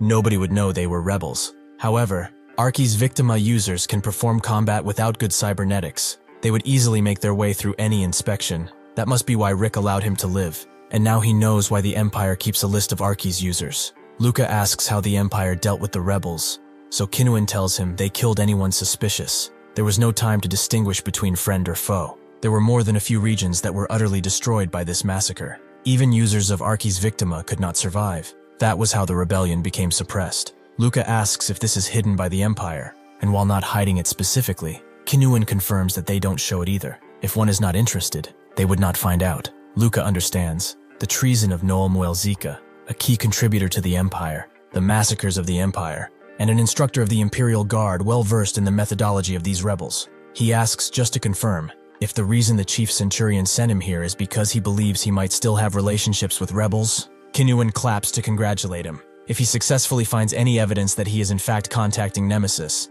he will skyrocket to the heart of the Imperial Guard instantly. Luca doesn't believe he is in talks with them, but Kinuan tells him the Chief Centurion has other ideas. To give him a hint, he should look into his tracks from when he was still in the lower sector. It will certainly help him on his path to success. Luca doesn't understand how he can be so calm when he's under suspicion of being part of a rebellion. How much does Hylas know anyway? Did he send him to Kinuan knowing this? Luca gets up and says he will report this to the Chief Centurion, before closing the door swiftly and running away. He can't believe it. Everyone here is just messing with him. He was just some pawn for the Chief Centurion and Kinuan to test each other's intentions. Just how much longer must he walk this rope? It's getting harder and harder trying to figure out Kinuan. Just who is he? He cannot find anything true from legitimate sources, but he will not let himself be manipulated like this. So he will play Kinuan's little game for now, and trace his tracks in the lower sectors. The Chief Centurion, who sent him to Kinuan suspecting that he had connections to Nemesis, and Kinuan, is still carefree, despite all this suspicion around him. The things he said too, letting him know about his tracks in the lower sectors. What was he thinking then? Why is he pointing him to the lower sect? Perhaps he's trying to have him eliminated by Nemesis? Perhaps this is a test, a plot by Kinuan and the Empire to measure how loyal he is. He promised himself he wouldn't be toyed with, and it's too late now. He has to finish all preparations to search for Kinuan's tracks. He needs to prepare well so that even considering taking him out is something impossible. The first step is to report his conversation with Kinuan, and Hylas believes that Kinuan and Rick are related, since they were involved in the same covert operations. He asks Luca if he wants to know why they are suspecting Kinuan. Luca notes that if there's a reason he is not allowed to know, then he is fine not knowing about it. Hylas straightens himself and says that he trusts him enough. This order to investigate Kinuan comes from a higher-up place than the Imperial Guard. They believe Kinuan is a key to Nemesis. They suspect he might even be in contact with Rick. Luca doesn't understand why they let such a dangerous man become instructor, so Hylas explains that he was going to leave otherwise, and his aptitude for teaching is not something to scoff at. Does that clear things up enough for him? Luca gulps and notes that he has stayed with Kinuan for some time now, but he cannot find any openings. His self-control is perfect, and he hides his true thoughts well. Hylas tells him not to whine. He is the only one suited for this task. He has placed several trainees under Kinuan in the past decades, but he's the only one who made so much progress. It's clear Kinuan favors him. Luca says that if this is truly the case, he requests authorization that exceeds that of a trainee. As they ride in a ship, Hylas asks if he's nervous. Luca would lie if he said he wasn't. He's even shaking a little. He requested everything he needed from him: a pass to travel freely between the upper and lower sectors, authorization to carry personal arms, investigation funds, and access to higher clearance databases. This is still not enough, however, as he's still expendable. He had to do this. Luca even told him that he doesn't want to die because of some conspiracy, especially since he already knows more than he should. Hylas was blunt with him. If the higher-ups decided to bury this entire thing, he would need to go on a killing spree, and that will include him. He will promise him this, however. He will do anything in his power to stop it. That's why he brought him into the family anyway. Luca stares at the sigil, knowing that his decision means entrusting his life to the Chief Centurion. Hylas notes he's not one for tradition, but he should go and greet his new family. Luca will act as he pleases in front of others, but Hylas wants him to act as he normally would. It would be some stimulation for his kids. Luca can't know what he means, but if he wants protection, he needs to play by his rules, even if they are annoying. Hylas notes that they are about to land. He still can't get used to this place, even if he grew up here. Luca finds himself in an intricately detailed room. Hylas told him to rest in this room, as they will handle introductions later. Luca looks outside the window and sees how people are trying to suck up to Hylas. Just thinking about how he will have to squeeze in already exhausting him. This is really no different from the bottom feeders of the lower sectors. Was this really the life he wanted? Someone enters his room and is not surprised to see that he really became one of them.